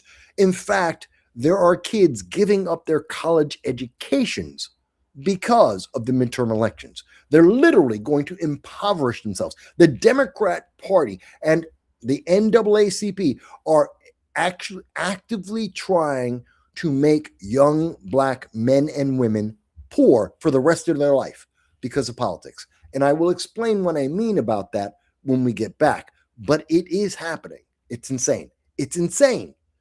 And we'll talk about that when we get back. Where is it? There it is. But first, this is from earlier this week. I covered Maria Bartiromo. Some people may not be familiar with her. She is a financial news reporter, and she lied to everyone. Not everyone saw this, but when the markets open up, you'll see her. She should apologize for this. I don't think she will. Fox Business should make an apology to the public and make a correction. I haven't seen it yet. They lied to your face. And so I'm going to let you play that and see that for a while. And then we will be back after I walk my dog. So it's about 5:30. We'll be back at about 5:15, 5:30, right in there. 5:15, 5:30. And bear with me 1 second here. Come on. Oh, God. Whole system, nothing's working the way I want it to. Okay. May 21st, it's 2:32 in the afternoon. I know it's an unusual time for me to do a live stream. Usually I do that on Sundays at 2:30 or during the week, usually closer to about 5 or 7 p.m. But it is a holiday weekend starting up. I know a lot of people are going away this weekend. And more importantly, I saw the news today and came out today. It shocked me.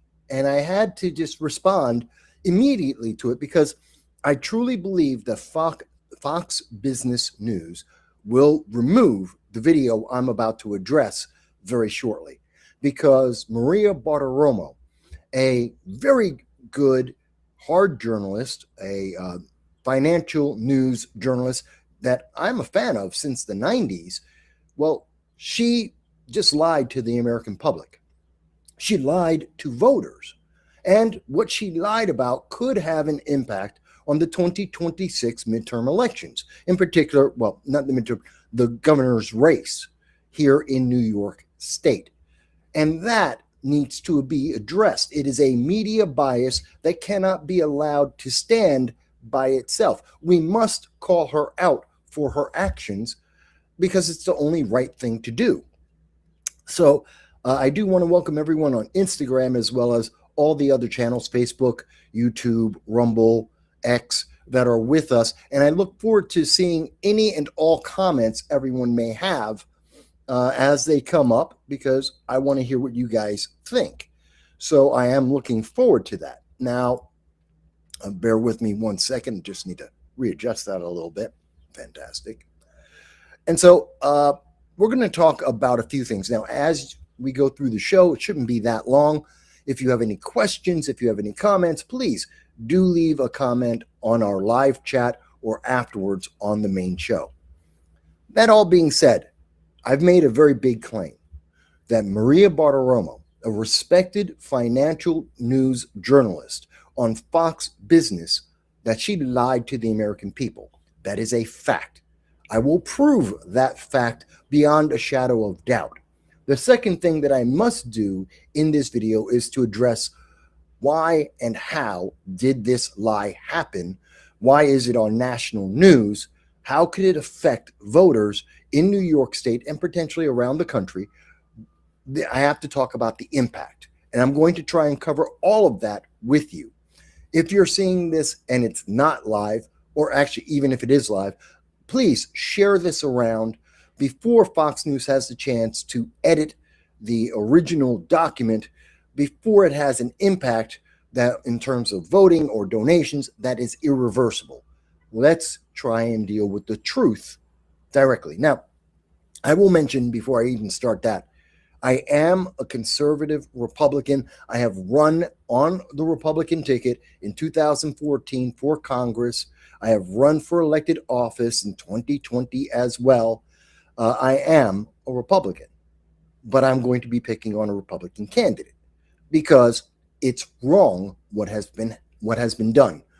And regardless of my political beliefs, this is something that should not be allowed. I call out the left when they do this. I will call out the right when they do it as well. We deserve better in America. So let me start off. My allegation is Maria Bartiromo lied to the American people.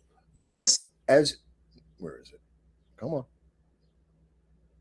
There it is. Okay. Sorry, my computer took a moment to catch up.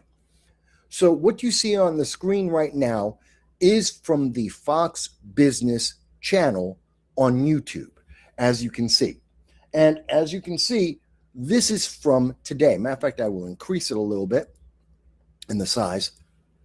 So you can see this is from May 21st, 2026. It has over 32,000 views.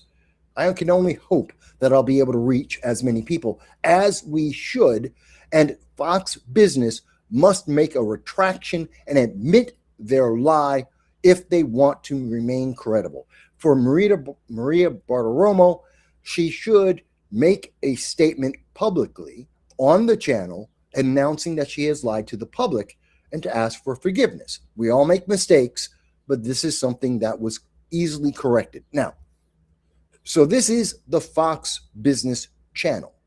That means it went through producers, it went through editors, it went through senior editors, news and finance editors before this could be put onto air. It came out today at about I believe it's about 7:30 in the morning, as you will see shortly. This is what happened on the program.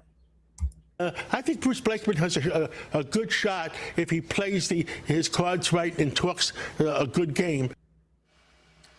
Well, that's longtime New York businessman John Catsimatidis with me on this program earlier this week, saying that New York gubernatorial candidate Bruce Blakeman has a, quote, terrific chance to win in this year's New York gubernatorial race. A new Siena University poll shows current New York Governor Kathy Hochul's favorability rating is now at the lowest level since last June.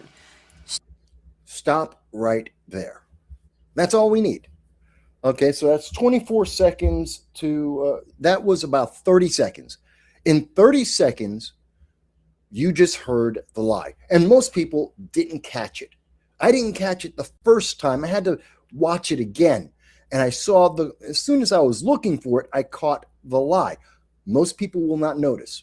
Most people aren't paying attention to election polls. Most people aren't paying attention to the New York governor's race for 2026. Hell, we know 64% of all New Yorkers do not know who Bruce Blakeman is.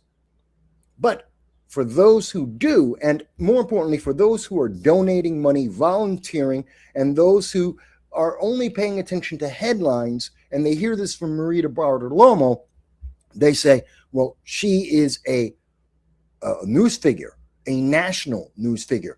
If she said it, it must be true. We often hear this. Well, it was said on Fox News. It was said by a journalist, a respected, credentialed journalist. It must be the truth.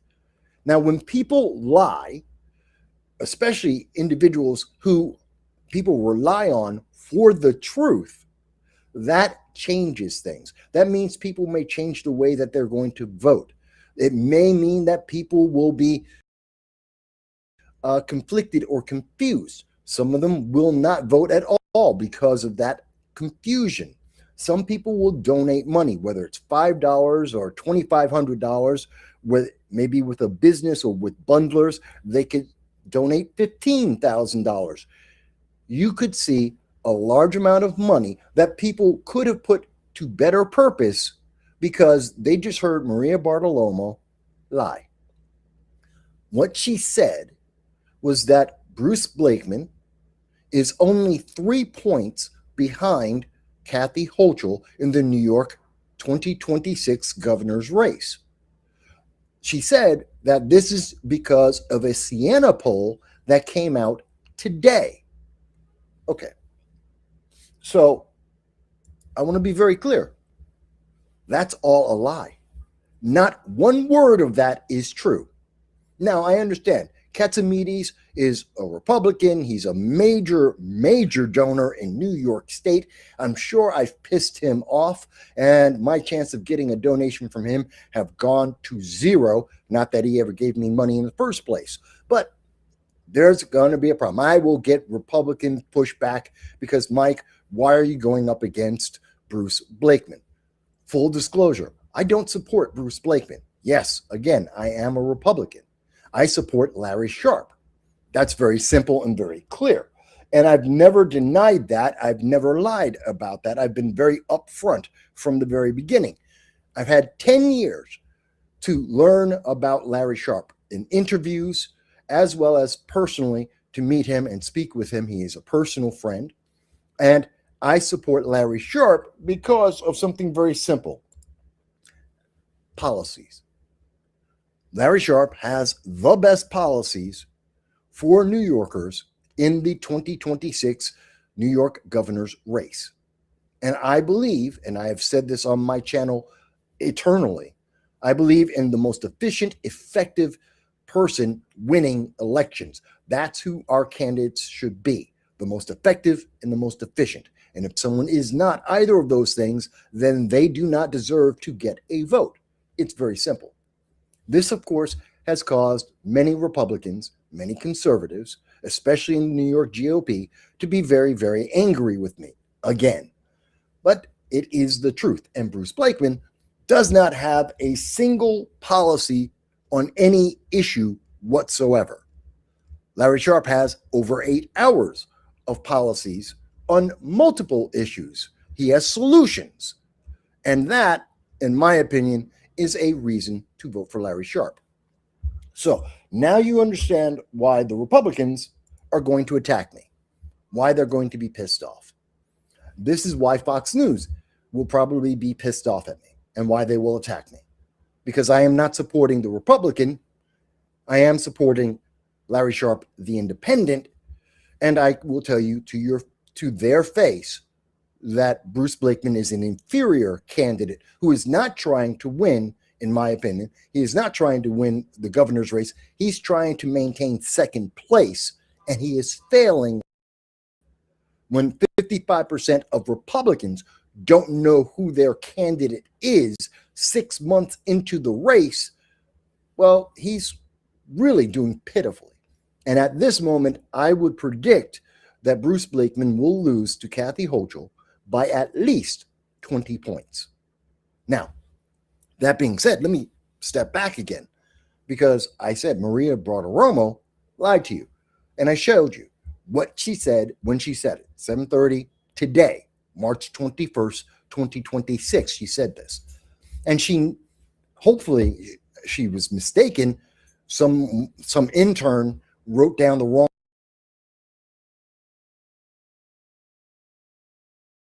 information, but she lied.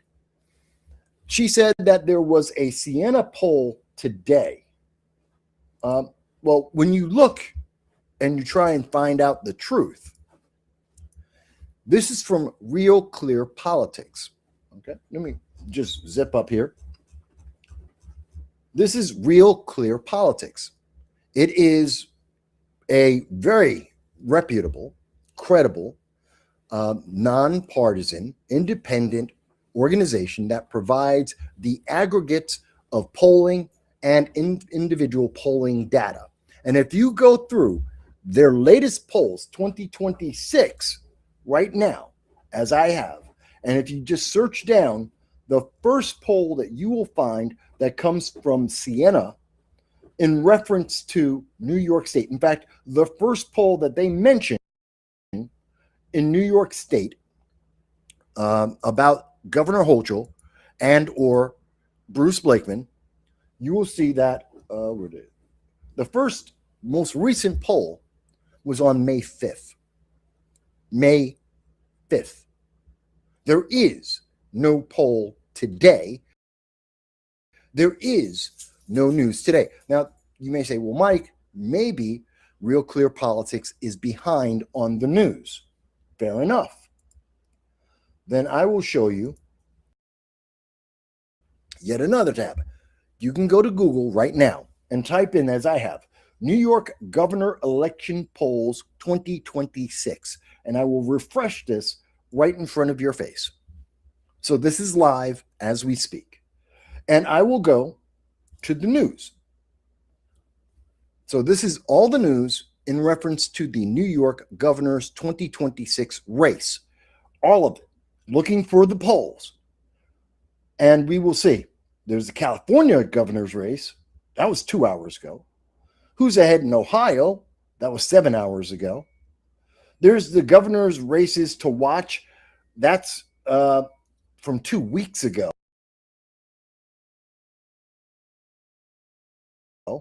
Siena poll. Here we go. Spectrum News. New York, major news organization in upstate New York. They have an announcement, and that's from 2 weeks ago. Okay, well, maybe there's another one. Let's see. Blakeman. It's mentioning Bruce Blakeman, the Republican candidate. Okay, that was 2 weeks ago. 3 days ago was the governor's race. Now, what you're seeing consistently, here's Blakeman's campaign funds lawsuit and Hochul's polls. That's 6 days ago. Los Angeles, 4 hours ago. New York's 12th congressional district, 7 hours ago. Maria Bartiromo was wrong. And worse than being wrong, she lied. See, it's one thing to say that, well, Siena came out with a poll today and they didn't. Well, she's wrong. That's not a lie. That's just being absolutely wrong. She didn't do her job as a journalist. She screwed up, and the public is suffering because of that.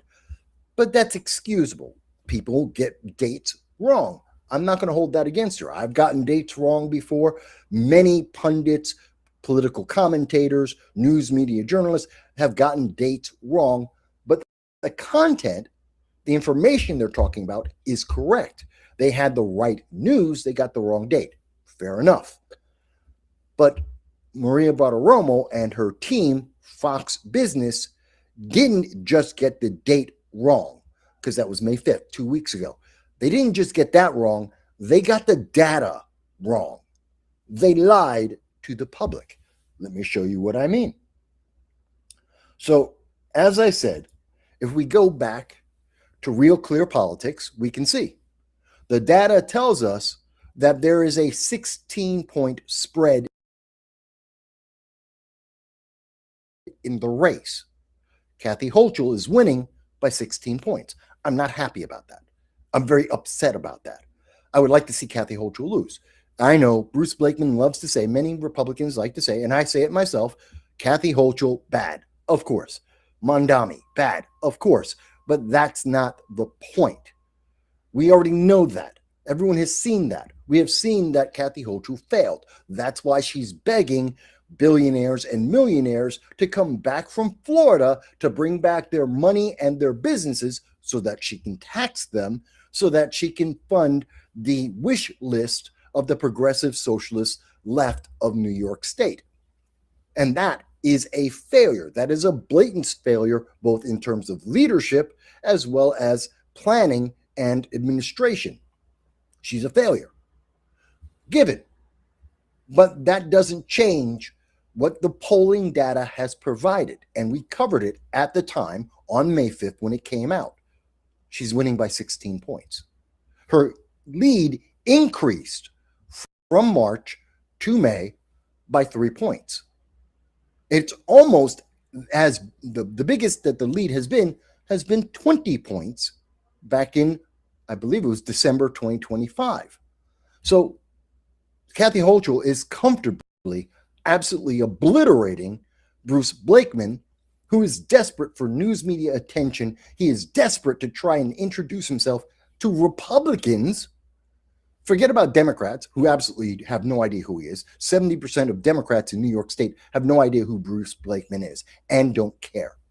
Independents, I believe it's 64% of independents across the entire state have no idea who Bruce Blakeman is. 68% of upstate New York have no idea who Bruce Blakeman is. 55% of Republicans have no idea across the state who Bruce Blakeman is.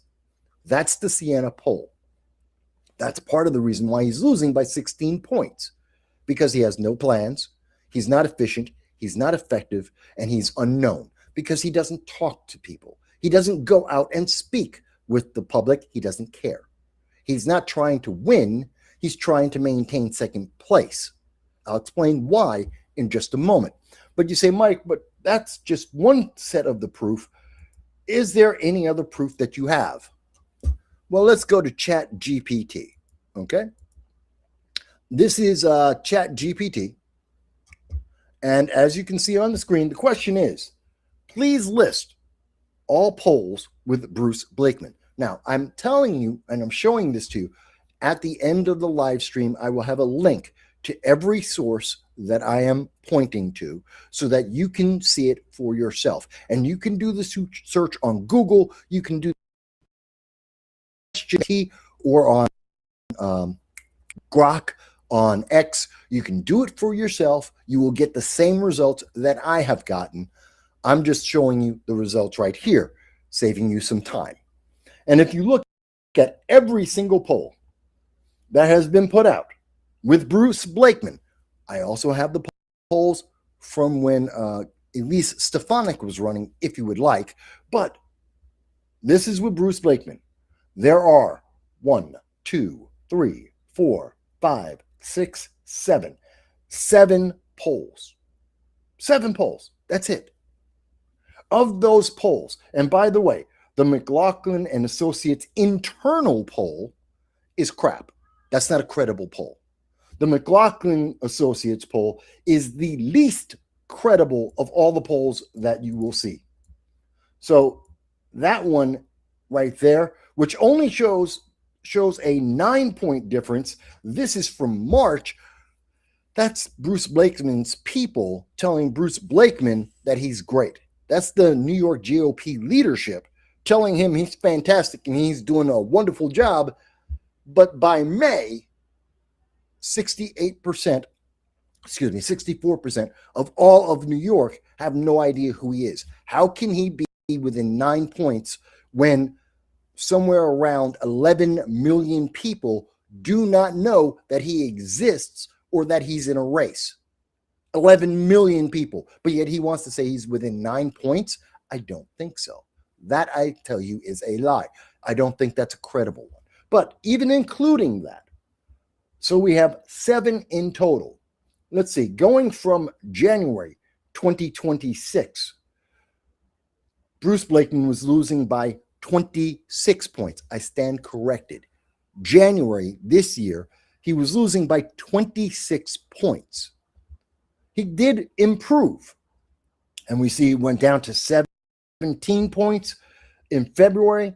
By the end of February, that's at the middle of February, by the end of February, he was at 20 points down, which I think will be around the loss that he's going to have in November. Then we see that in March, according to Siena, he got it down to 13. The best showing that he has made was in March. He got it to 13 points of a loss. Then it went back up, according to Echelon's Insights. And then, according to Siena, again in May, on the 5th, it went to 16 points. Maria Bartiromo told you that Bruce Blakeman was within 3 points of Kathy Hochul. That is a lie. There is no aspect of this race that is close in any way, shape, or form. It isn't even close to the margin of error. Even if you want to look at the internal polling of the GOP telling their candidate that he's great and fantastic and he could win, that was 9 points. Again, outside the margin of error, not even close. So Maria Bartiromo lied. Whether that's because she didn't do the work herself and one of her interns input the wrong information, or something far more insidious took place, she lied to the public. She was on national TV. She misinformed. She gave them the wrong, demonstrably wrong information. Not the date. We can forgive that. The data. Bruce Blakeman isn't even close to getting near where Kathy Hochul is. I would say that's because he is a horrible candidate.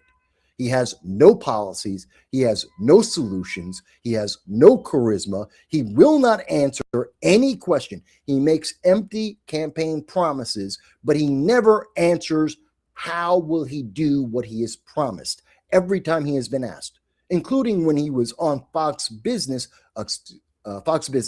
yesterday, I believe it was, when he was interviewed by a panel. And when they asked, how can you get this done? The answer from Bruce Blakeman, and I'm paraphrasing here, was, trust me, bro.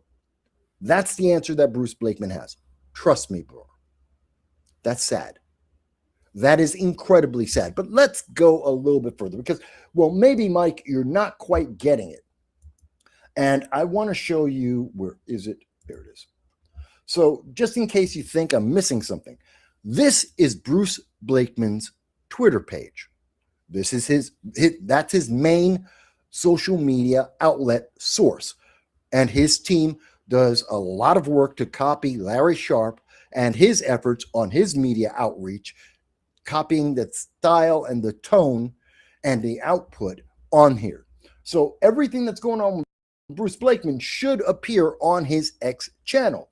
And I've just refreshed it in front of you so that you can see this live as well. Let's look at Bruce Blakeman. He has a December 19th, 2025 ad that is up on his page. Fair enough. The next thing is 19 hours ago, 20 hours ago, 21 hours ago, 22 hours ago, 23 hours ago. He has a video almost every single hour. In every single one of these videos, he refuses to answer the question, how? He is not effective. He is not efficient because he has no plan. He has no solution. His answer is, I'm a Republican. Kathy Hochul is a Democrat. Kathy Hochul is bad. Mandami is bad. Therefore, vote for the Republican. That is his entire campaign strategy. Kathy Hochul's bad. Mandami's bad. Therefore, vote Republican. It is the exact inverse of what every Democrat is running on, which is Donald Trump, orange man bad, therefore vote Democrat. That's exactly what we're getting. And if that is the nature of the politics that we have right now, if that is the best that candidates can offer the public, they have failed America, and our nation is falling apart faster than anyone has ever expected. If the only thing you can say is the other guy is bad, vote for me, then we have failed. We have failed as a people, as a society, states, and a nation. And we must reverse that. Part of that is doing what I'm doing right now, which is demanding accountability from Fox Business News, from Maria Bartiromo, and also from Bruce Blakeman. These lies must be corrected. So Bruce Blakeman does not mention that he was on with Maria Bartiromo. His team correctly understood that she lied, and that if he were to repeat that lie, he would be complicit in lying to the public, which could be affecting elections. This could be a crime because it alters the election. Yes, I know people will say, but Mike, this is May, the election's in November. There are low information voters who will not be paying attention. They are more concerned about getting out to Memorial Day, going on to their holidays over the summer. They're not going to pay attention to sources like myself, other social media platforms. They saw it on Fox News. They'll remember Maria Bartiromo said it. I trust her. She was on Fox News, national news media, so she must be telling the truth. And that will stick in the back of people's minds. That will influence people to have a more positive view of an inefficient, ineffective candidate. And that is bad, because we should have only the best candidates. And I say that for the Democrats as well. Kathy Hochul has completely failed the Democratic Party and New York State. Otherwise, she wouldn't be begging people to come back to pay the taxes that she needs to balance the budget, because she's spending too much and spending in the wrong ways, kind of like with Mandami. He's opening up a grocery store in Manhattan for $30 million when you could build 4 of them for that kind of money.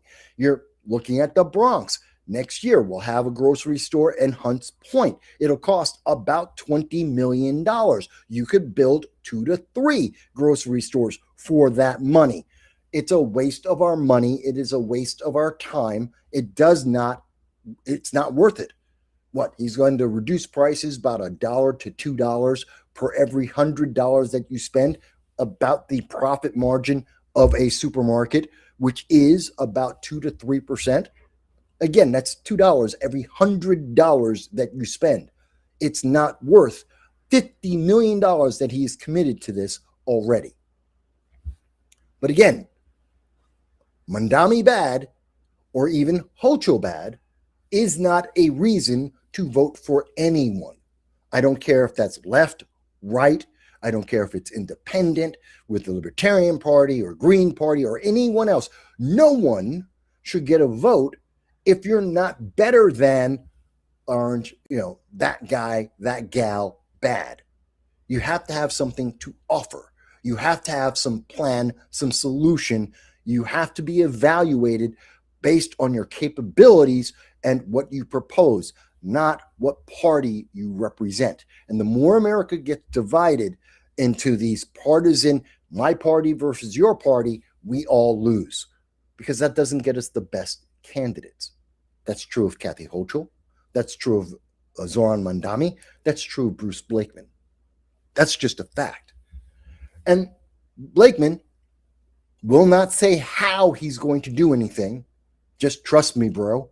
Trust me, bro. It's going to happen, because Blakeman is a Republican in a bluer than blue state that is constantly trying to move further and further left towards socialism and progressivism, that absolutely despises, the state despises Donald Trump. Upstate may love him. That's true. Many Republicans love Donald Trump, love the Republican Party, but they don't love the GOP. Walk down the street, ask Republicans, do you like the GOP? Do you like their leadership? And in New York State, the answer is no. They have failed the people. They have failed the public. And that's even more true in this case. So I've shown you all of the polling that has been done. I have shown you the evidence that Siena did not make the announcement today. I have shown you that when they did make their most recent announcement, it shows Blakeman losing by 16 points.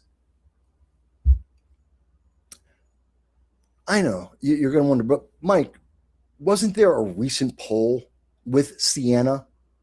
Wasn't there a poll that Siena came out with that they did publish? And maybe she got it wrong. Maybe she meant a different poll, because there was the New York Times Siena poll that came out about a week ago on May 18th. Actually, not quite a week ago, 3 days ago. On May 18th, there was a New York Times Siena poll that was published. So maybe there was a question in that poll that answers what Maria Bartiromo, what Fox Business said. Maybe there's a question in there about Bruce Blakeman or the New York governor's race. Well, you know what? Let's find out, because I looked for that. See, I do my homework. And once I saw this story, I checked the data. And again, you will have the links in the description for all of this. Top headlines: May 2026 Times Siena national poll of registered voters. A national poll, not a New York State poll. So it's unlikely that they would mention any one governor in anywhere in this. It's about the nation. It's about Donald Trump. It's about the federal government. Okay, but could there be a question in here that they asked 1,507 registered voters between May 11th and May 15th after we saw the May 5th poll about Bruce Blakeman? So let's see. Let's take a look, because I could be wrong. Now, I've already looked through all of this. You will have the link. You will see for yourself. You can double check. But here's the answer right here. And let me blow that up for you, because it may be small, but here it is. The closest question I can find to what Maria Bartiromo said, which was that Bruce Blakeman was within 3 points of Kathy Hochul. The closest thing that I can find to even hint at what she said being true is this question, which says, if you had to decide today, would you lean towards, and this is, if candidate is not selected, this is their question. So you had the Democratic Party. Would you lean towards the Democratic Party if you had to vote today? Nationally, not New York State, not the New York governor's race, not for Congress, not for the Senate. It's overall, if you had to vote today, which party would you vote for? The Democratic Party, 16%. The Republican candidate, 18%. Don't know or refuse to respond, 67%. So that is within 2 points. Now, it is possible that Maria Bartiromo or one of her interns, someone at Fox Business, said, well, that's kind of like the New York race. We've got the Republican candidate, the Democrat candidate. It's within 2 points. This was a poll done by the New York Times in Siena. Let's go with that. Except it's not talking about specifically the New York governor's race. It's not speaking specifically to Kathy Hochul or to Bruce Blakeman. It is a generic, absolutely generic poll talking about parties, and it doesn't even list third parties, libertarians, Green Party, Socialist Party. It's not even mentioning that there is a third party option, which at least 5% of the nation on a national level vote Well, generally about 3 to 5% will vote for none of the above, write in a name, and or vote for a third-party candidate. So it's not even an accurate poll in that respect, but it's okay because they weren't asking for a specific race.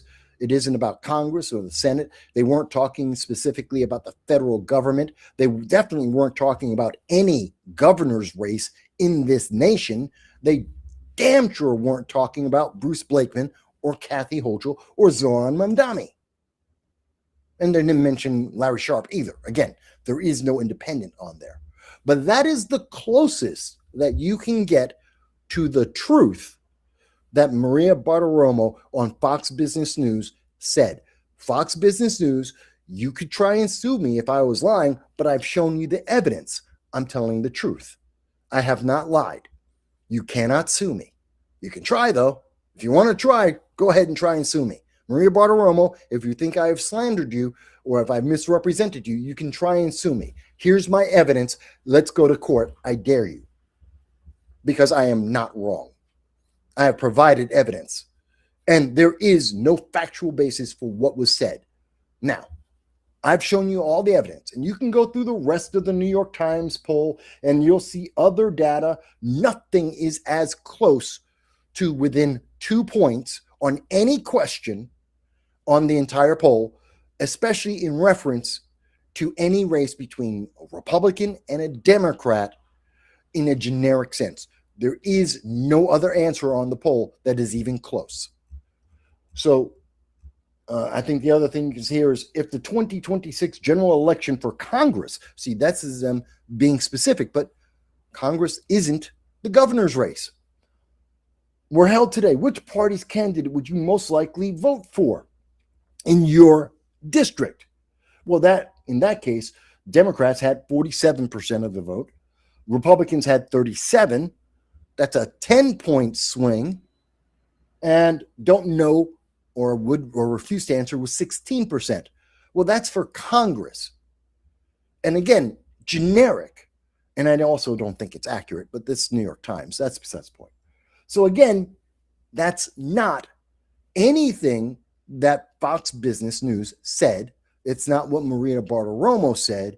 I showed you her words directly from their page, their channel, her words spoken.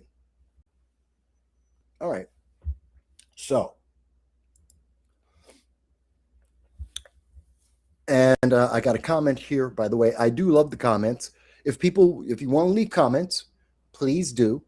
I love the interactivity. If you agree with me, if you disagree with me, if you think I missed something, if there is a news report that I have yet to see that I have not been able to find anywhere where this data that Maria Bartiromo and Fox Business News reported, if you can find the data, let me know. I will report that and I will correct this live.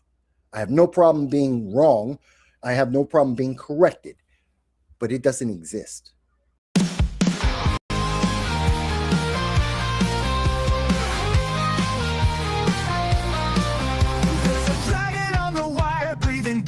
Flames, no sound bites allowed is the name of his game. With a coffee in one hand and his puppy on his lap, cigarettes curling, smoking his political trap. Michael Vass roars through the screen, he flies, painting red and blue skies with his fiery cry. He's the world's watchdog, calling out the bluff.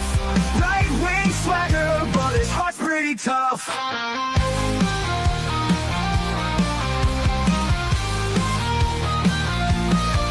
He's a Republican dragon with his truthful slight, fights the battles unseen in the shadows of the night. From policy to passion, he breaks it all down, giving a voice to the voiceless, wearing his crown. Caffeine-fueled mornings, the smoke curls dance, Puppy at his feet, giving life one more chance. Through algorithms and bias, he cuts straight and clear.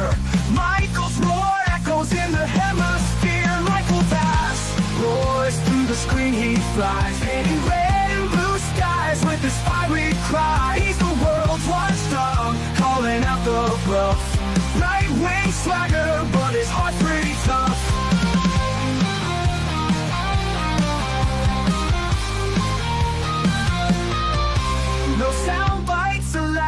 his ultimate creed. A dragon's perspective where facts are the seed. Standing tall on his battlefield of thoughts, guarding the truth that others forgot.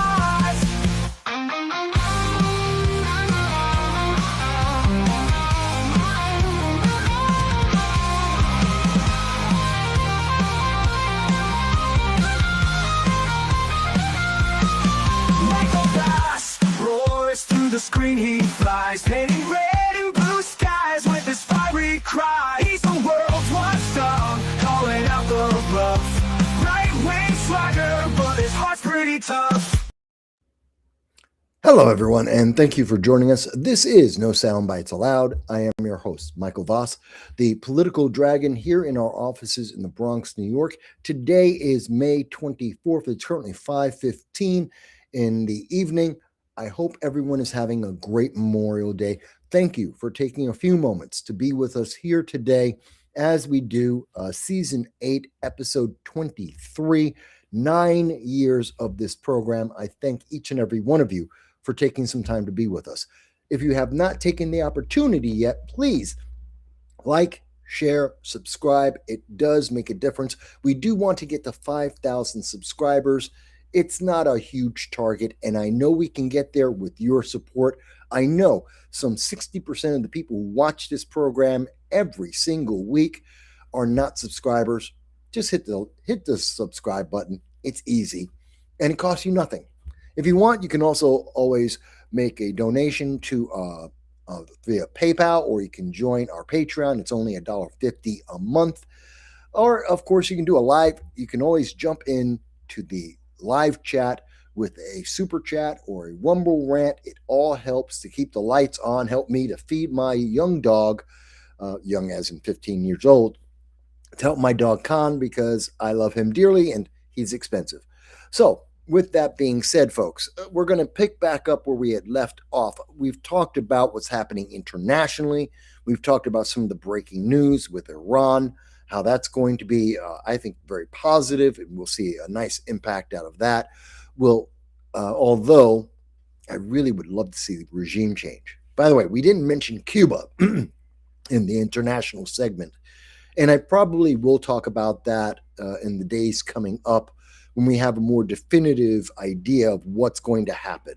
We could see another Maduro-style intervention by the United States against Raul Castro, and we could see regime change in Cuba in that manner, or it could just be the Cuban people rising up as they've been having protests against the communist government because the entire island is blacking out.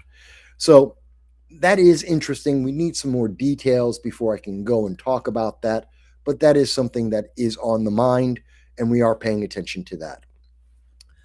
With all of that said, we kind of left off and we were getting to what's going on here in the United States. What's the big news? And really, over this Memorial Day weekend, I wish we heard more stories about the exceptionalism of America. I truly did. But that's not what's going on in our politics right now. Truly, what's going on in our politics is the Democrats are screaming about racism as they conduct actions of racism. That's what we're getting from the left. They're calling everyone a racist, but yet their actions have been racist. And it's really sad. And we're seeing that take into account, and it's all happening because of the midterm elections. The 2026 midterm elections are shaping up at... Whoa, what happened to my camera? Hang on one second. My camera just blew up on me. Bear with me a second, folks.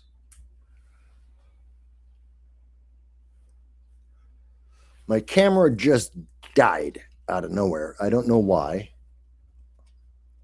I don't even know how. Bear with me, folks. There it is. Okay. I don't know what happened to my camera there. It just died out of the blue.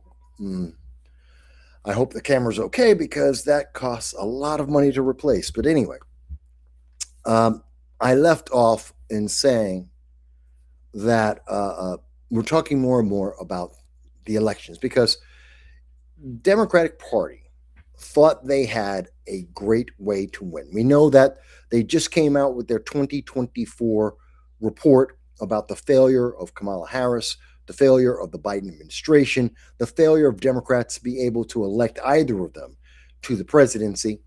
And they delayed this, and they still don't have a full report. And they avoided mentioning things like the Democrats have no policy.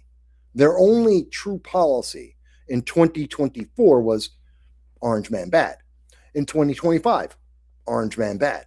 In 2026, Orange Man bad. That's their policy. That's been their policy for about 12 years now. Orange Man bad. Everything is wrong because of the Orange Man, apparently. And they take no responsibility or accountability for anything that they've done or the consequences of their policies that have been incredibly damaging to America, like 8 million illegal aliens entering because of the open border policies that damn near bankrupted New York, Boston, Chicago, LA, most of our bluer than blue sanctuary cities and states. But that being set aside, since they know they can't admit the truth, they have had terrible candidates who have no policy, no objective, nothing except blind ambition, that they have only been wanting power to have power. So they have to have another answer. And what they decided to try to do in 2026, as we have seen, is redistricting. This is a trick that's been used by New York back in 2010. Actually, every state does it to a certain extent at the every time we have a census. Once there's a census done, then the populations are figured out and we redo the numbers. But New York State, like New Jersey and some of the other blue states, especially in the Northeast, they love to do really special kinds of actions. And New York is one of the worst. So bad that in 2010, the courts had to step in and draw the congressional lines for New York State because the Democrats were being so hyper partisan, to say the least. They were trying to eliminate all of the Republicans. That started a trend.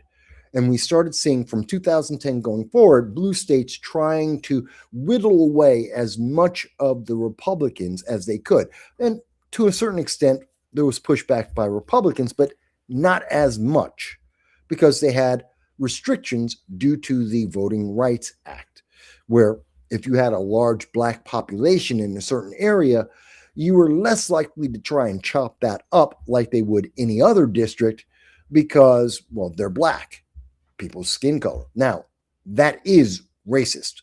That is an action of racism. But it was racism that helped Democrats, so they didn't care. And they didn't think anyone would dare call them out because they would say, they would point at you and go, well, you're a racist. Except everything is about racism or sexism, some kind of ism or ist for Democrats. And so people got tired of being called an ist or a phobe or an ism when they aren't. And that was the only answer that ever came out. It's, well, you're an ist, you're a phobe, you're an ism. And people got tired, and those words no longer held the power that they used to. To call someone a racist in the 1980s was far much more of an insult and far more impactful than in the 2020s. That's just a fact. That's just true.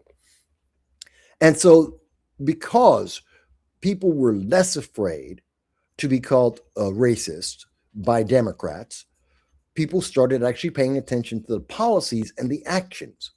And in 2026, as Democrats started to redefine the South, to try and get rid of all of the Republicans if they could, to gain an advantage in 2026, since they had no clear leader and no policy, they had to take an advantage somehow to try and take out the Orange Man bad.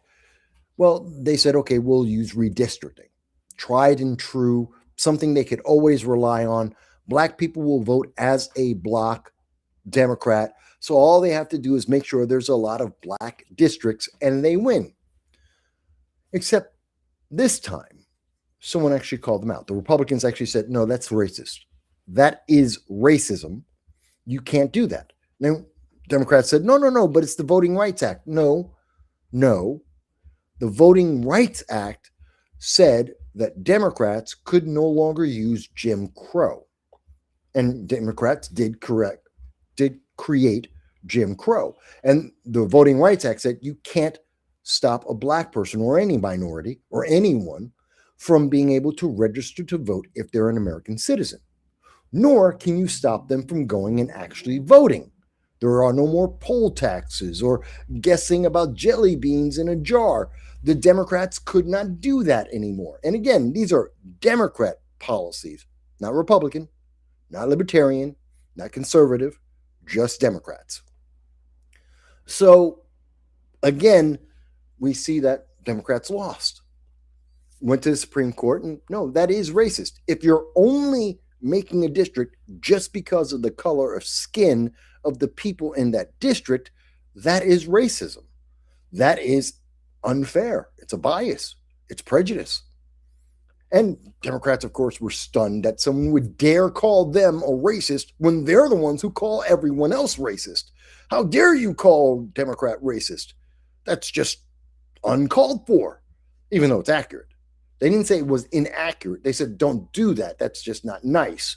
That you can't do that. They have the power to call people racist. No one else does. They didn't say, well, it wasn't racist. It was. It was. But they conflated the idea of black people and congressional districts and Democratic voters. They assume black people equals Democrat voters equals a Democrat district. None of those things are true.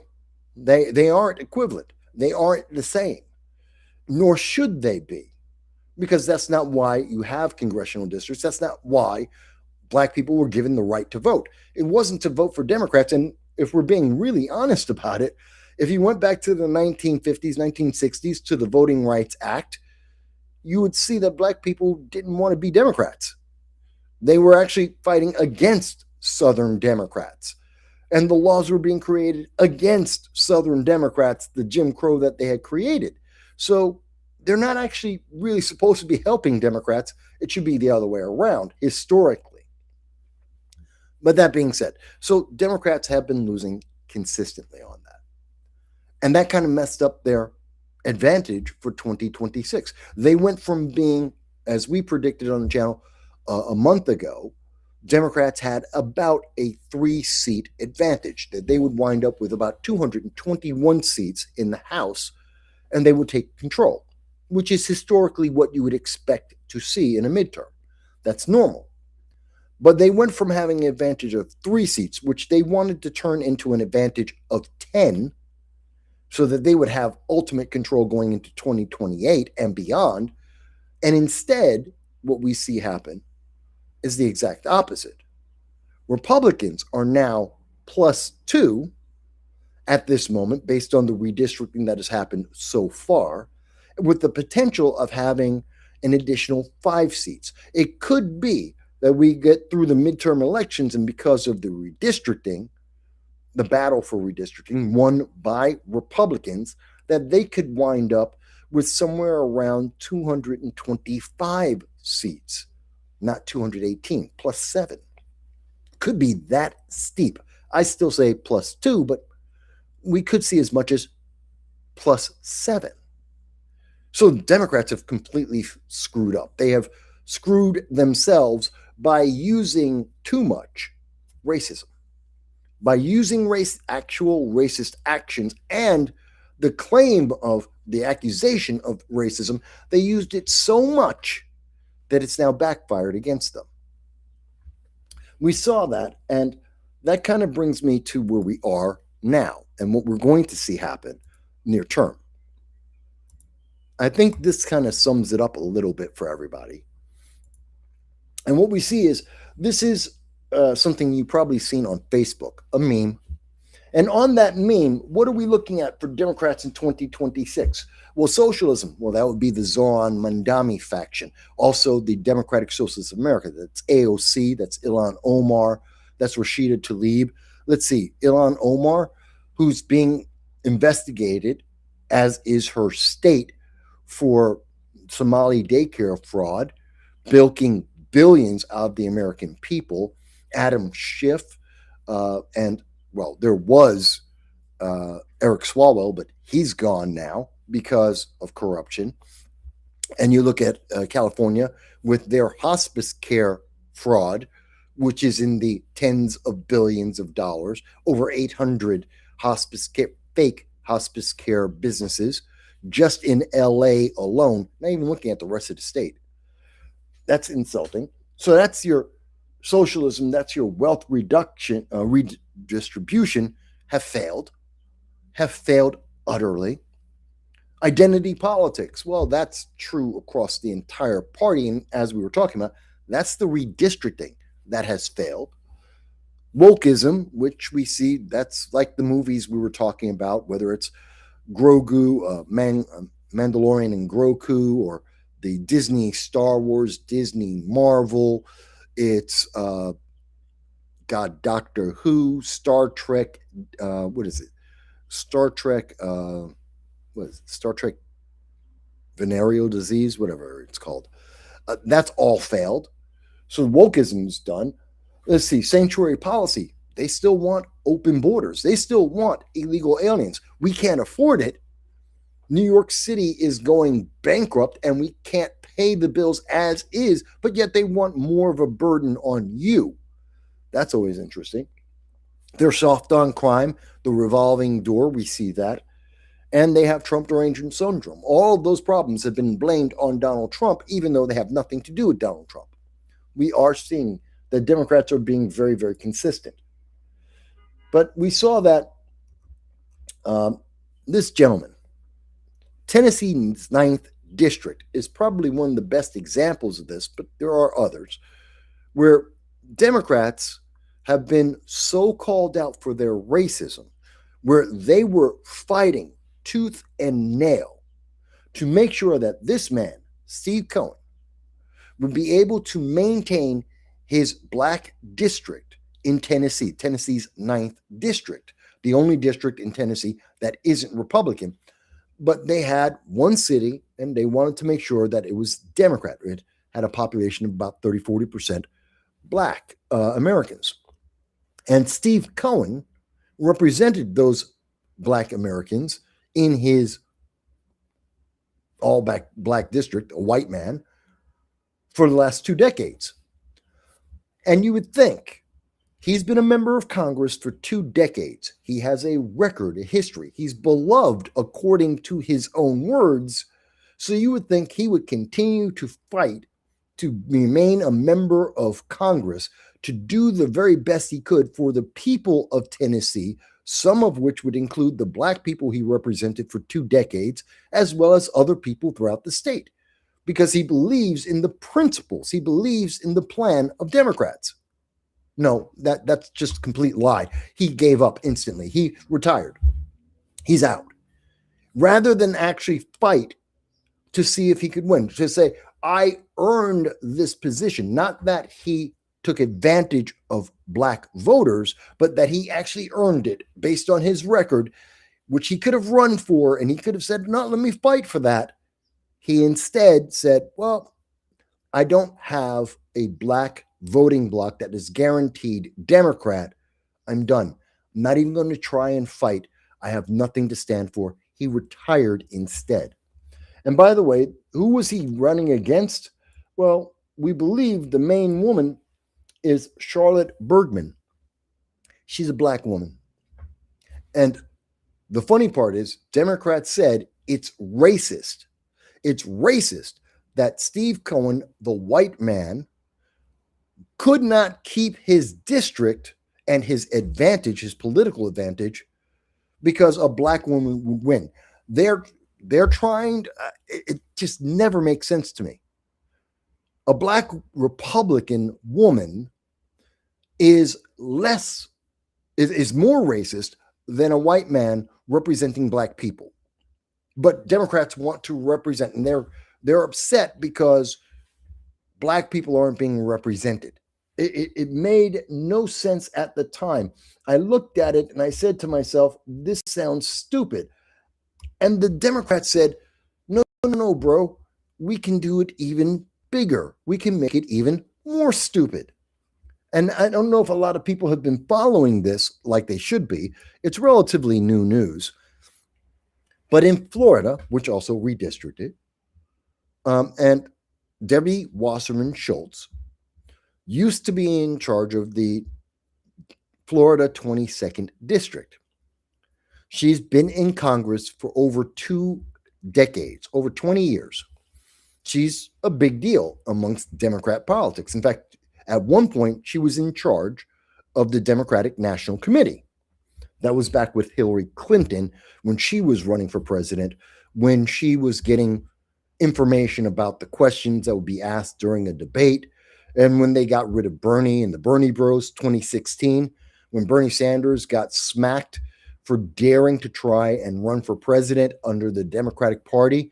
Yeah, that was Debbie Wasserman Schultz at the charge. She was at helm. So she's not a really nice person. She's not. Maybe as a politician, okay, but doesn't seem to be a very nice person. Debbie Wasserman Schultz was redistricted. She lost her district, kind of like Jasmine Crockett. Now, Jasmine Crockett, when she lost her district, rather than fight to win, and be able to represent the people, she decided she wanted to be a senator. She lost. People don't want her. They rejected Jasmine Crockett because she's a minstrel and a fool. Debbie Wasserman Schultz has the ability to run in the Florida 22nd District, the new district, which is a bit more Republican, but she has 2 decades of experience. She is a powerful woman within the Democratic Party and in Congress. She has seniority, which has a lot of pull. It allows her to get bills passed and or even voted on, and to move money that would normally go somewhere else in the country and move it towards Florida and her district in particular. It's a big deal. So she's pretty powerful. In fact, some would say she's maybe the 3rd, maybe 4th most powerful Democrat in Congress at this time. So she could run against a Republican. She has a ton of money in her war chest. Democrats have been donating to her for 2 decades in a row. She's got a slew of cash, millions of dollars, that she could use to fight a brand new Republican who has no money to go and run against her. Republican would have $100,000, maybe $1 million. She has like $5 million, $15 million that she could run against. She could outspend any of her opponents by at least 5-1, if not more. You would think that this powerhouse, this paragon of democratic values, a symbol of the DNC, with tons of money, you would think she would say, no problem, I'll just run against a Republican and beat them at their own game. It's not like they have that much of an advantage. They don't. No, she said the Florida 20th District, which is a black-heavy district, it's about 1/3 of the district is black. They have in that district 7 Democrats who are all black, who are all in a race for that district. They're all in a primary to run for that district. 7. 4 of them are major candidates that probably that's where the race really is, in the big 4. But there's 7 in total. And Debbie Wasserman Schultz decided, I'm going to go into their district. By the way, Debbie Wasserman Schultz lives in the Florida 22nd District. She's going to go into an entirely different district that she does not live in to represent people she doesn't know, because she wants to win, because that's a Democrat district, rather than having to do the hard work and actually go through competition in her home district where people know her record, and speak with her. She lives there. She's going to go into an entirely different district that happens to be a black district that has 4 major candidates already running, and she's going to go in there and she's smacking them down. She's saying, well, I'm a big deal Democrat, so get out the race. Wait a minute, but I thought the Democrats wanted black districts for black candidates, right? They said that. They said that in Louisiana. They said that in Tennessee. They say that throughout the entire South. They keep saying that black districts are for black candidates. That's the whole purpose. They said that the Voting Rights Act said that black districts are for black candidates. Black is a qualification. The color of your skin is a qualification according to the Democrats. So Debbie Wasserman Schultz, knowing that this is a black district that has black candidates, she's going to step in and take it for herself. She doesn't care. She's kicking them out. She's going to step on all of them so that she can take it for herself because she's more important, even though it's a black district that should be, by Democrat standards, black district should have a black representative. Instead, she's going to put herself there. A white woman. A rich white woman. Does that make sense to anyone? According to the Democrat standard, according to their values, does this make sense? Isn't this the exact opposite of what they said? Isn't this more racism from the Democrats? Yeah, black people, you can have a district. You can vote for your own people unless a white person wants it. If a white person wants it, well, they get to take it. This is like whites sit at the front of the bus, blacks sit at the back of the bus. I truly mean that. And I want to make sure that we get that civil rights imagery in our mind, because this is exactly the same thing. Yet Democrats are telling you, no, it's racist if she doesn't do this. The Republicans are the bad guys. Republicans didn't make Debbie Wasserman Schultz run in a district that she doesn't live in with people she doesn't know that already have candidates that they're evaluating.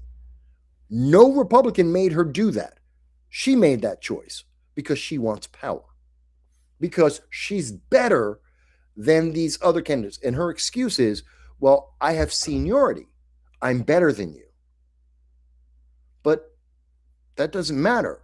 Don't black voters get to have black candidates? According to Democrats, that has to happen because black people can't be represented by anyone else. That would be racist. At least it's racist when, well, no, let's see. It's racist for a Republican, a black Republican, to represent black people. And if you have a black Republican, then it's okay to have a white Democrat. That's okay because being a black Republican doesn't count as being black.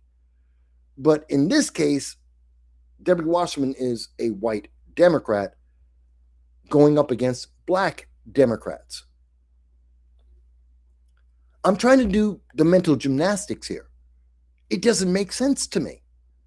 It's almost as if Democrats don't actually have any kind of core value.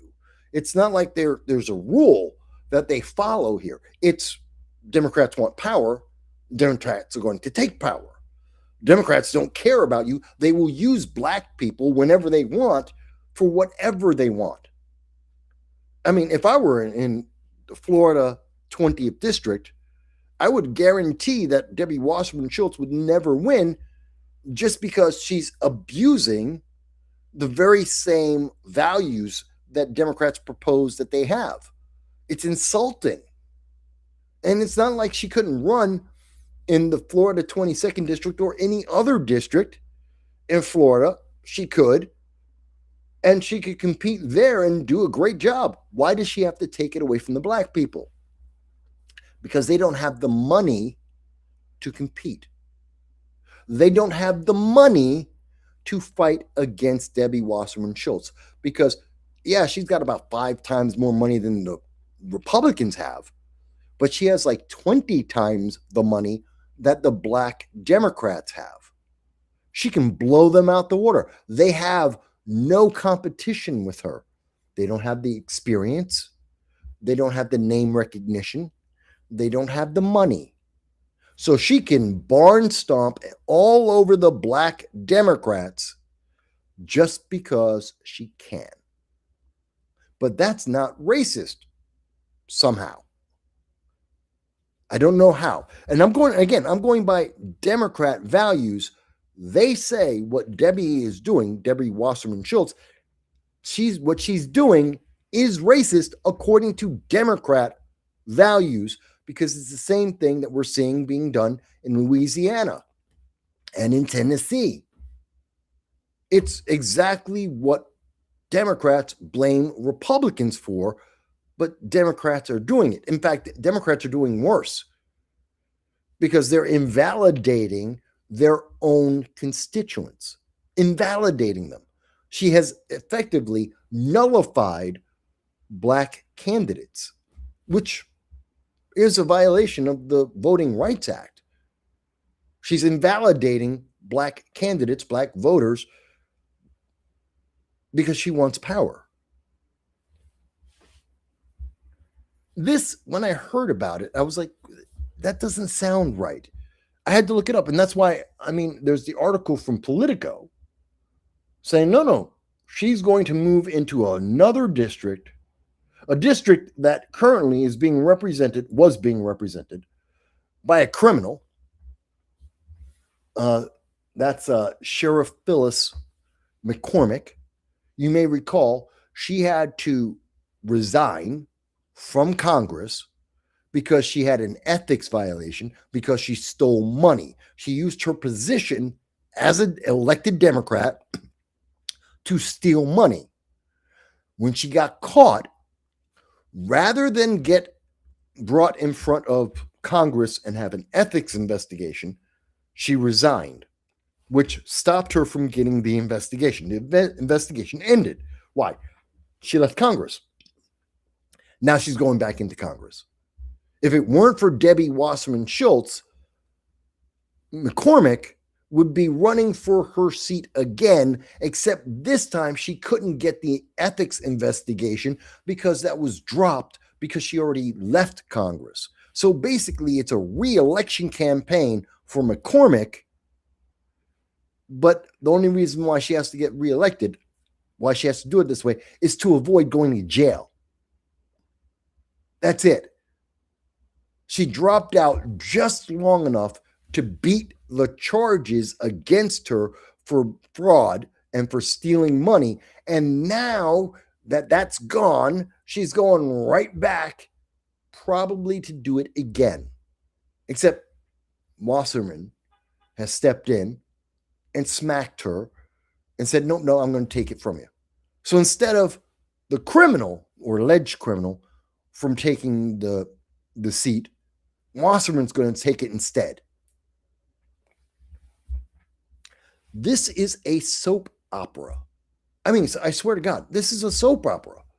This is ridiculous. You couldn't write this as a fiction, as a movie, and no one would believe it. They'd say that's just not real politics. That's not how politics works. You literally could make this into a Netflix show, and people would never believe it. And they'd go, that's just not realistic enough. You're just fanciful. No, this is real. This is real stuff. This is really happening in our country. Democrats are screwed, and they deserve it. This is vile. This should be called out. It's abusive. And it's abusive to black people on multiple levels, both because the criminal's trying to come back in. It's like Marion Berry, the former mayor of D.C., who got caught smoking crack and then ran again and won as a crackhead and was still reelected.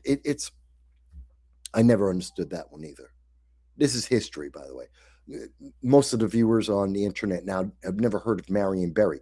You don't know about the black DC mayor who was smoking crack on film during a sting investigation and actually ran for mayor again as a crackhead with video evidence, and he won.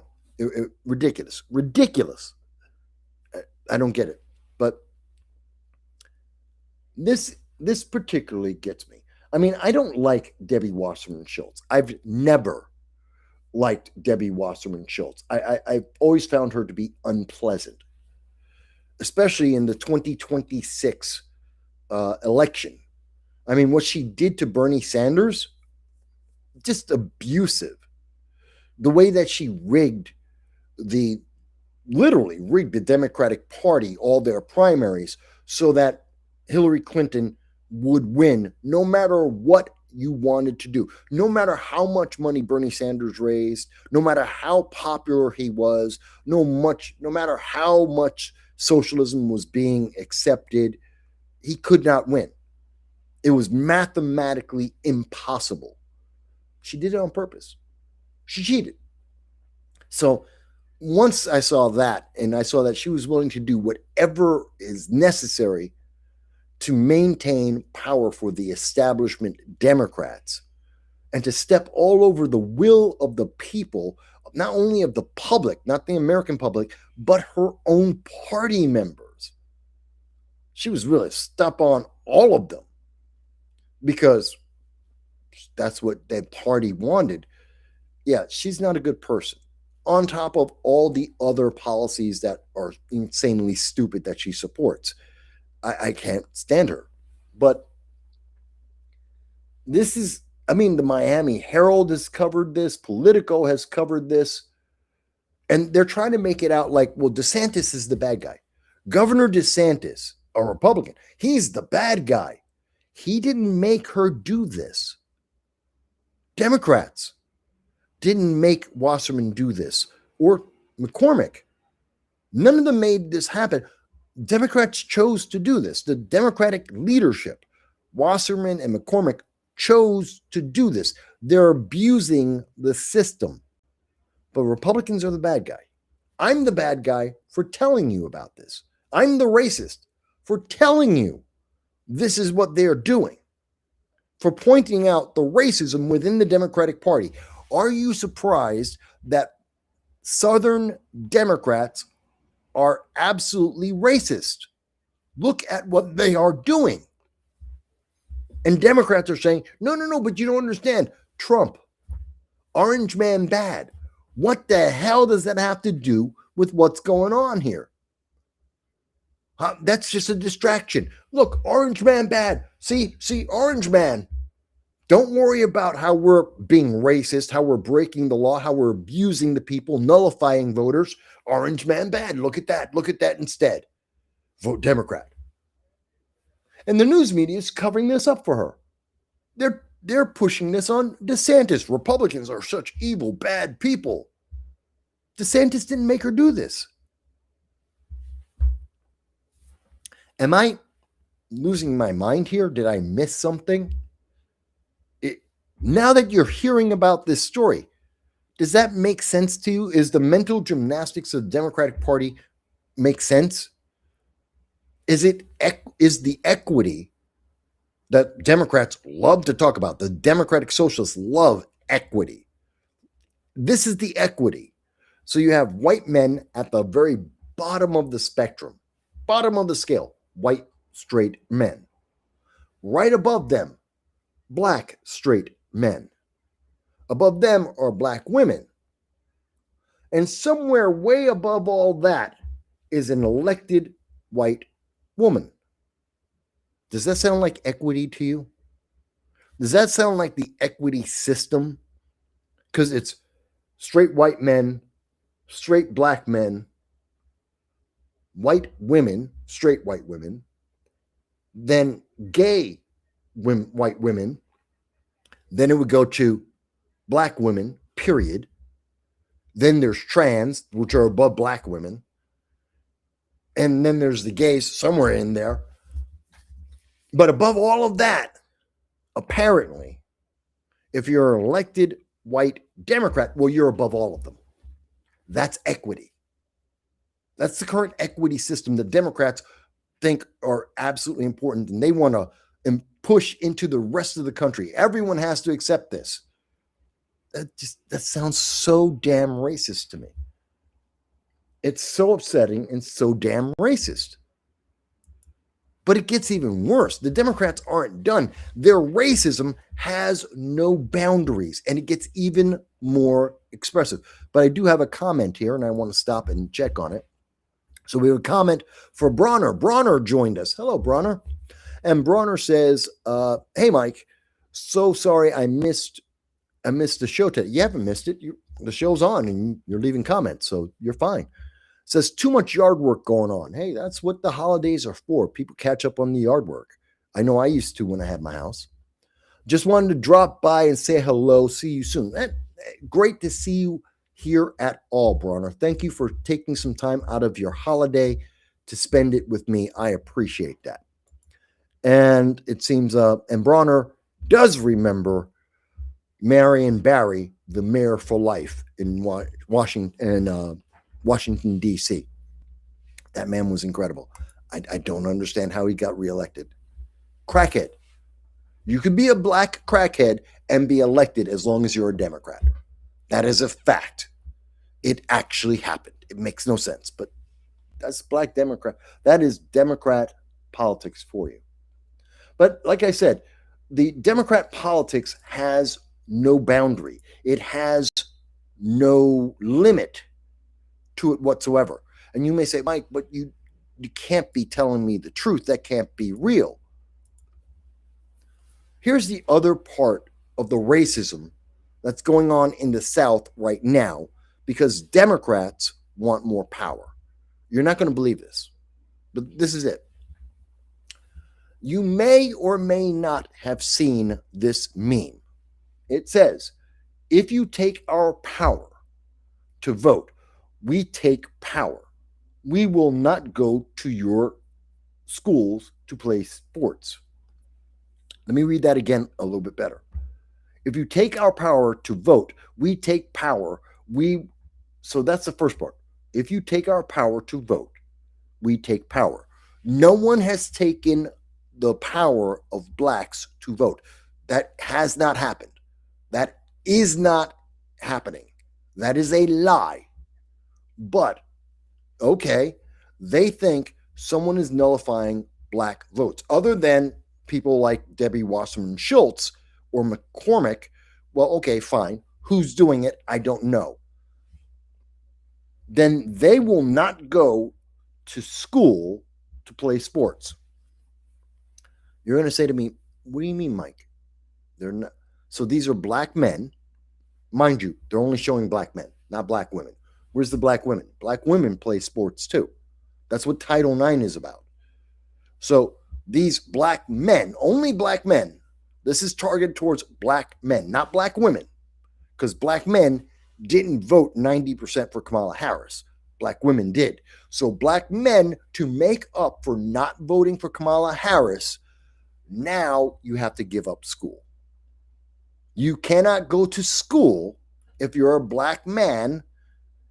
And so you're wondering about the sports. Well, they don't play sports. Who cares if they play sports? Here's what that's supposed to mean. Let me explain why they're saying that. This is coming from the NAACP, supposedly an organization looking out for the best interest of black Americans, trying to make sure they are empowered to be able to vote and get elected and to get jobs. That's the NAACP, created at about the same time as we saw with the Southern Poverty Law Center. They were both created in the 60s. They were both designed to help black people to fight against Southern Democrat Jim Crow laws. But they're Democrat organizations, which were created to fight Democrats. Okay. Don't know how that works out, but okay, fine. And the NAACP, which is supposed to help black people get educations, to get jobs, to go to school at colleges, they are now having a protest. They are telling in particular black men, to lose their scholarship, to drop out of college so that Republicans will get penalized? It doesn't make sense. So because Democrats lost the fight to redistrict, because again, if Democrats could have created black-only racist districts, we wouldn't be talking about this right now. They wouldn't care. But because Democrats can't create all black Democrat districts, well, now it's racist. So the NAACP is telling black students who have scholarships, who play for colleges, to give up their scholarships, to give up potentially their ability to become a professional athlete, to give up their future, so that Democrats can get a vote, so that Democrats would have an advantage in this midterm election. Does that make sense to anyone? They call this the out of bounds protest. Literally, the NAACP is calling on black athletes, families, alumni, and fans. So if you're white, you don't count. You're not involved in this. Okay. You would think that these black athletes, these black schools, they take money from white people too. They have fans of their teams that are white people too. You would think they would want white, black, if you're an American, if you're from Honduras, they don't care. If you're someone who's a fan of their athletic teams, of any of these athletes, that you would want their support too. So you would want them to support the teams and these athletes and the protests. They don't. They don't believe that white people can be a fan of a black athlete, apparently. I mean, Michael Jordan, he has no white fans whatsoever. Scottie Pippen, just go down through the list of everybody in sports. Yeah, they don't have fans. They're black. They don't have fans that are white. Are you serious? Are you serious? So they want black families, alumni, and fans to withhold athletic and financial support from public universities. By the way, you can't. It's a public university. Your taxes go to it. Whether that school has 1,000 students, whether it has 10,000 students, or whether it has 0 students, your tax money is going to that college. It doesn't matter how many students it has. So whether you give an extra dollar or not, the state is funding that school. So this is ridiculous.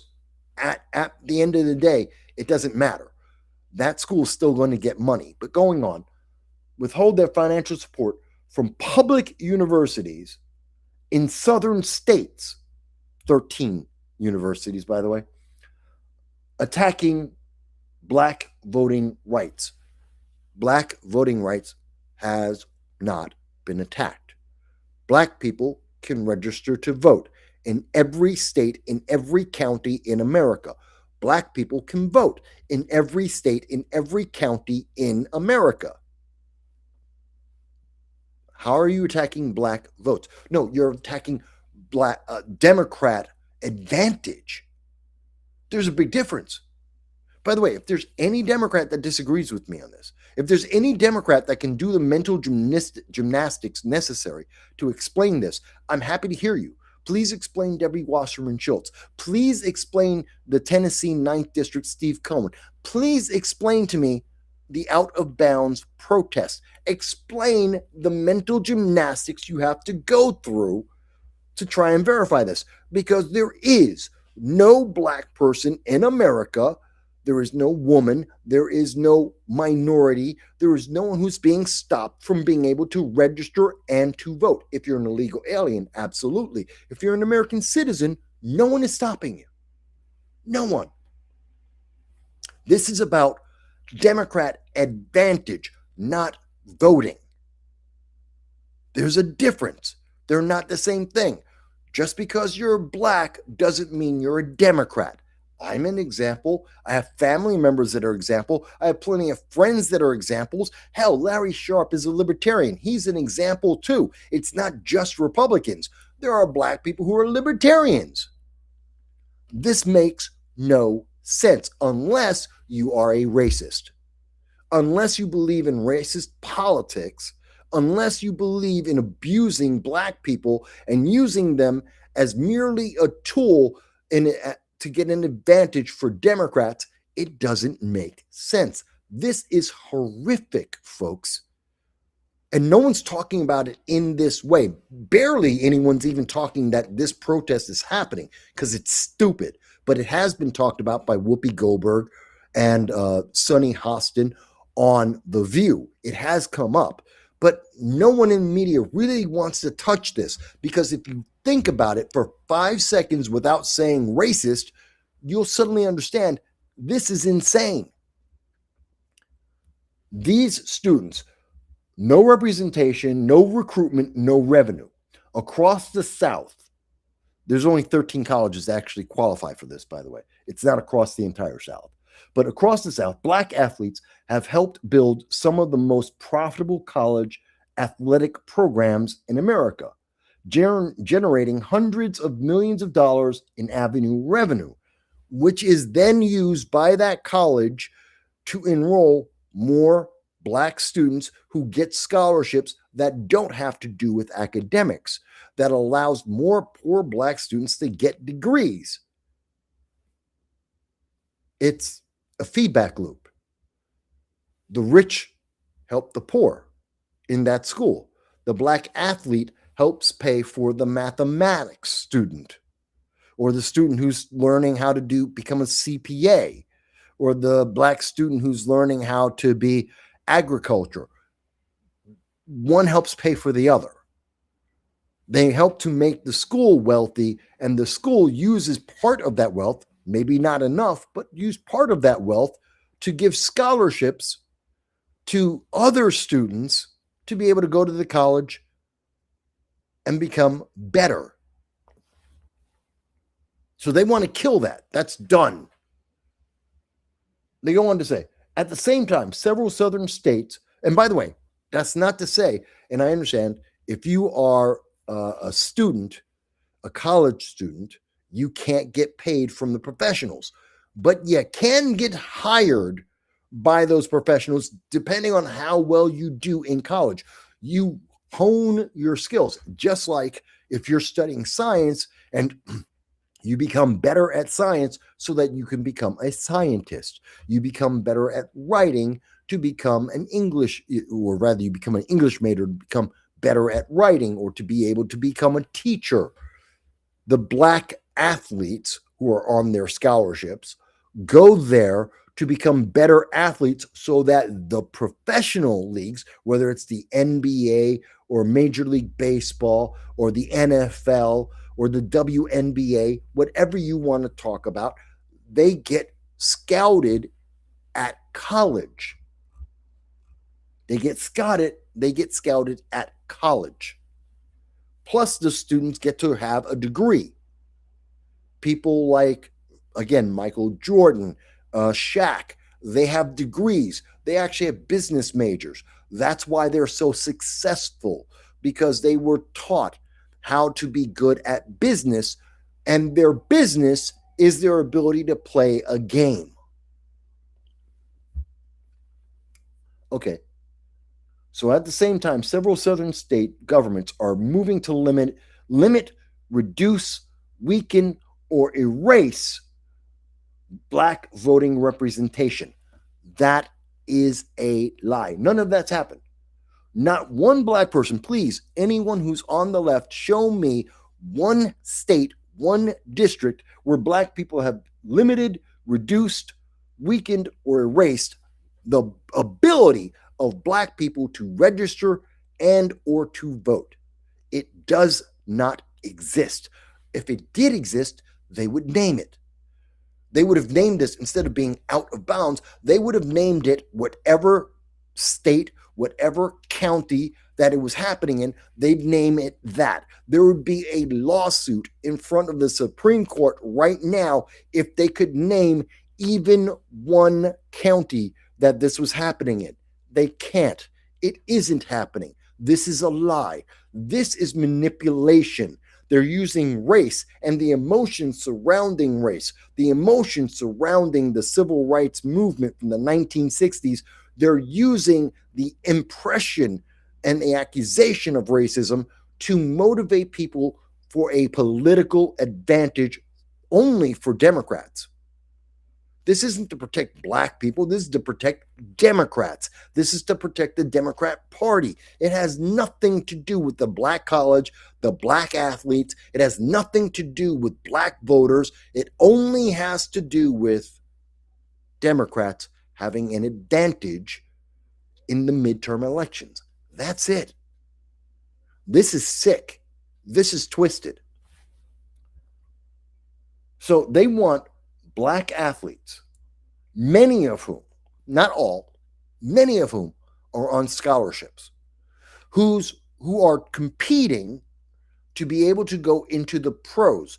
And although it's rare that someone will not finish college and be picked by the pros, you have to be exceptionally exceptional to get that. Most will go through the entire college sports circuit, graduate with a separate degree, and then they may be picked up by a professional team, which means that they have the ability to play the sport that they always wanted, but they also have another career that they have been able to create because of their scholarship. And these young kids are now supposed to throw away their scholarship. They're supposed to throw away their college education. They're supposed to throw away their future, either an athlete or as someone who has a degree in whatever field. That all has to be thrown away so Democrats will have an advantage in 2026. Does this make sense to anyone? And black people are doing it. There are Democrats and black people who are doing this right now. They're definitely telling their kid, you can't play there. Your scholarship doesn't matter. Give up your scholarship. Give up college. You can go and work at the McDonald's for the rest of your life. Don't worry. If we get Democrats in, we'll get minimum wage. You'll have a $25 an hour minimum wage as the fry guy. By the way, you'll only work part-time. But, you'll get $25 an hour and you'll live around the block and you'll never make anything out of yourself. This is insulting. This is insane. This is racist. And no one is willing to call out the Democratic Party and go, this is racism. This is prejudice. This is bias. This is harmful to American youth. This is terrifying. But Republicans are the bad guys. Orange man bad. Go vote Democrat. Vote Democrat. The Democrat Party is pushing the out-of-bounds protests. They are advocating and supporting black people not getting an education, not getting an opportunity to advance themselves in their career of choice.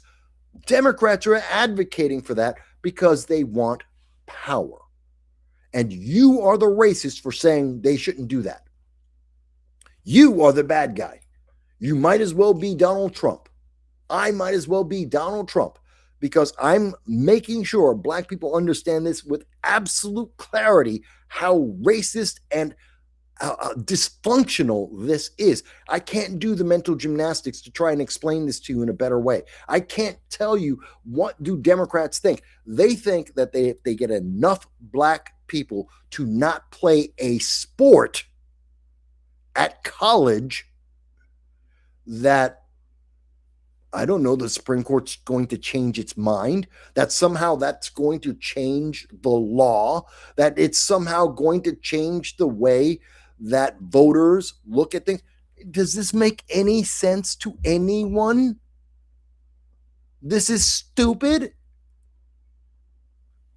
And I know I've harped on this, but it has to be harped on. It has to be made clear how insanely racist and counterproductive this is. I hope that no black person who is going to a college anywhere in the country, that they're going to a college and they're on a sports scholarship, do not pay attention to this. Do not support this. I don't care if the NAACP puts their name on it. They are compromised. They are not looking out for black people's best interests. They're looking out for the best interests of the Democratic Party. They're not the same thing. This is insane. I'm really pissed about this. I really, really am pissed about this. Let me show you. There's another article on this, by the way. So I just showed you. This is from the NAACP, their site. Okay. And this is from The Athletic, from the NAACP. And big risk is admirable, impossible, and mostly unfair. This big ask, this idea to give up your career, give up college, give up your scholarship is admirable. No, it's not. It is impossible. That is true. And it's mostly unfair. What part of this sounds like it's fair? This is the advertising that's going out to young black men right now. It's mostly unfair. So some part of this is fair somehow to young black men. How? How is this in any way, shape, or form? And by the way, this is targeting black men. You don't hear them talking about black women. This isn't about the WNBA. It's not women's basketball. You don't hear them talking about that. Every single example is about black men's, that's the NBA or basketball, college basketball. It's college football. You don't hear them talking about women's basketball. You don't hear them talking about, well, there is no women's football. They're not talking about soccer. You're not hearing that. This is targeting black men. And again, I think it's targeting black men to punish them for not voting for Kamala Harris in 2024. 72%. And by the way, when I say black men didn't vote for Kamala Harris, 72% of black men voted for Kamala Harris. 92% of black women voted for Kamala Harris. Because black men did not vote for Kamala Harris as much as black women, they are punishing black men now. That's why you don't hear about women's sports. You're not hearing about women's college basketball. You're not hearing about women's football or anything else. You're not hearing about that because black women did their job for the Democrats. They did what the Democrats wanted, which is they voted for Kamala Harris. So they get a pass. No, only the black men have to suffer. The black men didn't show up in big enough numbers because Kamala Harris was a horrible, miserable candidate. Horrible, miserable candidate. But that's besides the point. And here's a quote. The oldest civil rights organization in America, the NAACP, wants to sign up athletes in their teens and 20s and showcase them as virtuous leaders. So far, no one's got a problem with that. Good. You got students that are good candidates. Fantastic. These athletes, many of whom may have the body of Adonis and still the mind of a child, do possess a semblance of power, a semblance of it. They don't actually have any power, whether it's political power, whether it's financial power. Hell, they don't even have education, power of education. They're still learning. They can withhold their services, in other words, playing sports, and forgo millions from rich boosters if they want to send a message to Southern lawmakers. You can wreck your life. And the current elected officials, well, okay, they heard, wow, that's really sad. They gave up $1 million opportunities. Mind you, there is someone else to replace them. If you had the opportunity to join, I don't know, Old Miss for basketball, and you say, nope, I'm not taking the scholarship, I'm not going to play for Old Miss, I guarantee you there is another student, white, black, Hispanic, Asian, foreigner, someone will take that scholarship and replace you in a heartbeat. In a heartbeat.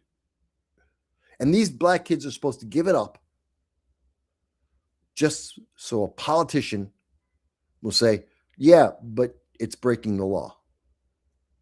Yeah, but the Supreme Court said it's racist. It's unconstitutional. And if the kid actually was able to go to college, they would learn that, yes, it is unconstitutional if they actually stand, but they can't because they didn't take the scholarship and they're out over at the fry guy at McDonald's. Okay, let me go on with this. But it's unreasonable to expect someone whose frontal lobe hasn't fully developed to move to the front lines of a civil rights fight. Now, the writer is making it kind of insulting. And by the way, the writer of this article from The Athletic, that's Candace Buckner. She's a black woman, and she's being very insulting to black men. She's targeting black men here, again, because they didn't vote for Kamala. But she's not wrong. These are people who are still learning, and they are being denied, and they are being punished for not having enough knowledge that they were going to college to get, and they're being punished because they're not standing up for the Democrat Party's civil rights, not their own. We'd have an entirely different conversation if some state said, well, black people can't register to vote. No state is doing that. It'd be another conversation if they said, well, black people can't vote. There's a poll tax, so you got to count jelly beans, or you got to read a passage of Shakespeare. No, that's not happening. It's Democrat power. She goes on to say, kids, and that's exactly what they are, and they are. You're 19, you're a kid. Should never be looked upon as perfectly formed moral beings. Of course not. Not even adults can achieve such a standard, including adults. These kids most desire to become professional athletes. We are having expectations that the pros don't do. I don't see the NAACP telling black NBA players, WNBA players, telling black baseball players in the MLB, black football players, we're not seeing them tell any of them, by the way, quit your job. Quit your job. Don't play professional sports until the unconstitutional law is replaced. That they get to reinstate the unconstitutional racist law in the South to give an advantage to the Democrat Party, not to help a single black person. We already know the Democrats don't care about black people. Steve Cohen in Tennessee's 9th District, Debbie Wasserman Schultz, which I just showed you, in Florida's 20th District. Democrats don't care about being unfair or disadvantaging black voters, even black Democrat candidates. They will kick them to the curb if it gets in the way of Democrats having power. I've already shown that to you. So they don't care. But they won't go to the professional sports and tell them to give up their livelihoods so that these politicians can give an advantage to the Democratic Party. Probably because the black professional athletes have enough knowledge and they go, screw you. I'm not going to give up my 10, 20, $100 million contract so that Democrats would have a little bit easier of a time in the 2026 midterm elections. They would laugh in the face of every Democrat that said that to them, and they would tell them to go shove it, as they should. Let me take a look at the comments here. Am I ranting? I don't think I am, folks. I don't think I'm out of my mind. Bronner says, Democrats love to screech about some fictional democracy they live in and then fall down and accept Kamala as the candidate without any debate or any primaries. Yeah, they did, didn't they? And how dare you question it? You're the bad guy for questioning it. Bronner goes on to say, then when you give them democracy, like overturning Roe v. Wade, which makes it state by state, it's much more democratic. You don't have the federal government forcing Roe v. Wade on everyone, state by state. And if you control your state, you can pass Roe v. Wade. New York State has abortion on demand, essentially. Late term abortion. You can have abortion up to the moment the kid is about to be birthed. Literally, as long as the kid hasn't got his head sticking out of a woman, you can have an abortion in New York. That is a fact. That's how far into the abortion process that Democrats will allow. And as much as many Democrats hate it, we've seen Governor Northam, former Governor Northam, who's saying, no, we can do an abortion after the kid's born. It's insulting. It is insulting. This is about nothing but power. Power by a handful of people. And no one's willing to call it out. NBC, CBS, ABC, the New York Times, CNN, MS Now. They're terrified of this. They will not touch this. Stephen A. Smith won't touch this. And they should. Because this is affecting the very black people they want to vote. They are avoiding this like the plague. It's probably why most people have never heard about this. The average American walking up and down the street have never heard that this is happening. I guarantee, I'm willing to bet that the average person in the South has never heard about this. The average black person in the South has never heard about this, and they would not agree to this. As far as I know, no one has said yes. No one is doing this protest because it is self-destructive. This is how you destroy an entire generation. This is how you destroy the wealth and opportunity of a generation so that Democrats can have advantage in one election. One. Bronner goes, okay, so Bronner agrees with me and says that it sounds like what sounds more democratic, 12 jerks in black robes deciding for everyone or voting state by state. Well, depends on the issue, but in this case, abortion, yeah, state by state. I don't know, maybe I'm the crazy one here. I mean, I find this really insulting. And we have the example, as I just showed you, of Debbie Wasserman Schultz. It's not like Democrats are on a moral pedestal saying, look, we're the good guys here. Debbie Wasserman Schultz, Steve Cohen will step all over black people for power if they're in the way. Black people in the way? Oh, no, I'm Debbie Wasserman Schultz. Screw you. She wants power. She deserves the power. Screw the black people. It doesn't matter if it's a black district. Doesn't matter if there are black candidates. Doesn't matter if there's already a black congressman there. It's Debbie Wasserman Schultz. So it's all about her. She has to have the power in the Democratic Party. Screw you. And you should not have a future so that Debbie Wasserman Schultz can have more power. You should not get a college degree or improve your life, be able to play for professional sports because Debbie Wasserman Schultz wants to have a better vote count. This is insane to me, folks. And it doesn't end there. I wish I could say it ends there. Democrats, we just saw You probably didn't notice this either. California woman federally charged with paying homeless people on Skid Row to register to vote. She was paying for votes. Democrat, California, LA.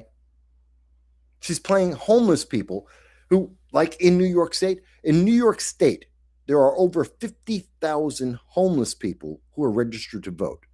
Now, the thing that most people don't realize, in New York State, you must have an address to vote. You're an American citizen, fantastic. Do you have an address? Yes. Then you can go vote. In New York State, if you don't have an address, if you are homeless, you cannot vote. You may not like that. You may think that's unfair. You can have all kinds of feelings about it. The law says that if you are homeless, you do not have an address, you cannot vote. Same thing for California. If you do not have an address, you cannot vote. They're getting them to vote anyway. That's called fraud. That's vote manipulation. That's an unfair election. 50,000 votes in New York State in particular. 50,000 votes of homeless people who have no address, who by state law cannot vote. That's enough to change the outcome of any election across New York State. 50,000 votes will change the results of any election in New York State. This is how unfair it is. Democrats don't care. They just don't care. It's shocking how bad this is. And then the Democrats turn around and they go, here's Kathy Hochul. You may have seen this. This you probably have seen. They won't tell you about all the other things they're doing, stabbing black people in the back to get advantage. They won't talk to you about that. They'll do it. They just won't cover it in the news because then you might not vote Democrat and they have a problem. No. They want you to give them money and they want you to vote Democrat. They won't tell you this until after the election, if they ever tell you. But here's the thing. Kathy Hochul says, I won't be intimidated by Donald Trump or any spineless MAGA coward like Bruce Blakeman. Well, I give her Bruce Blakeman, but that's another thing. While they're busy screwing over New Yorkers, I'm fighting like hell to lower costs and protect New Yorkers from Donald Trump, the president of the United States. So here was my comment I had to make to her. And I had to say this. And I said to Kathy Hochul, so Donald Trump is busy screwing over New Yorkers. Republicans are busy screwing over New Yorkers, according to Kathy Hochul. She's fighting the Republicans and Donald Trump to help New Yorkers. Let's see. Kathy Hochul has been the governor of New York for 5 years.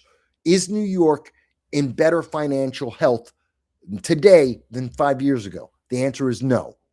Is the state debt in New York bigger or smaller 5 years after 5 years of Kathy Hochul being governor? It's worse. Has anything improved? No. She's begging, on the record, begging billionaires and millionaires to come back from Florida, to come to New York just to pay taxes. Things are worse. So she failed as a governor. That's kind of screwing over people in New York. Let me see. Democrats have controlled the governor and every statewide seat in New York for 24 years in a row. Did Republicans do any of that? No. Let's see. Democrats have controlled the state Senate since 2018. Total control, absolute control since 2018. Democrats. Let's see. Democrats have controlled the state assembly. That's all the houses, all the positions of power in the state have been controlled by Democrats since 1974. Who's the one who's the problem here? Is it the Republican? Is it libertarians? Is it the Green Party? I know it's the Green Party. I mean, they're communists anyway, so it's got to be the Green Party, right? They're the ones who are behind all this. Oh, wait a minute. They don't have an official party in New York. They have no power in New York. Even the Republicans have no real power in New York. This is all Democrats. The only party that could be screwing New York for the last at least 24 years, if not more, are Democrats. And Kathy Hochul wants more power. She wants to be in office even longer so that she can fight to screw people over even more, just like Zoran Mandami. They're just screwing up everything. And this is like Debbie Wasserman Schultz. This is like the NAACP screwing over black college students. They want more power to keep ruining your life. And they keep pointing, but Orange Man bad. But Orange Man is bad. Did you know how bad Orange Man is? But you guys have been in charge for 24 years. Plus, actually going back to 1974. You've had decades. Most people who are voting, you got everyone who's on the internet wasn't alive when Democrats took over New York State. They weren't even alive. That's how long. We're talking half a century. Oh my God, this makes me so upset. It just drives me nuts. And no one wants to talk about this.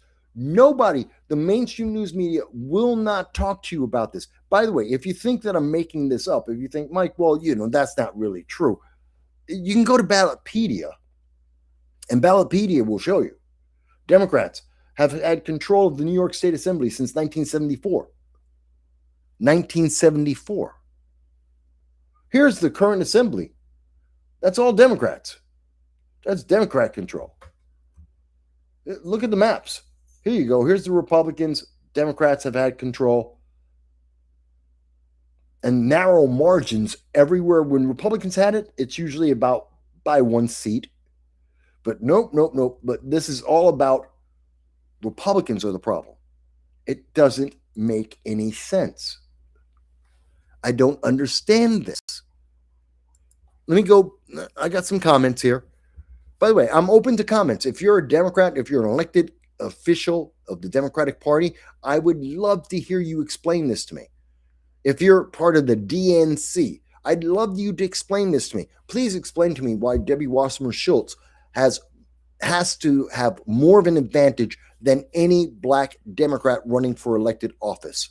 Why she should step all over them when she has the opportunity to run in the Florida 22nd District, where she knows people, where she lives.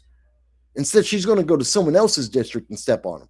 Why the NAACP is screwing over black college students' futures for the election this year, 1 year, for the advantage of Democrats for 1 year. Please explain that to me. It doesn't make sense.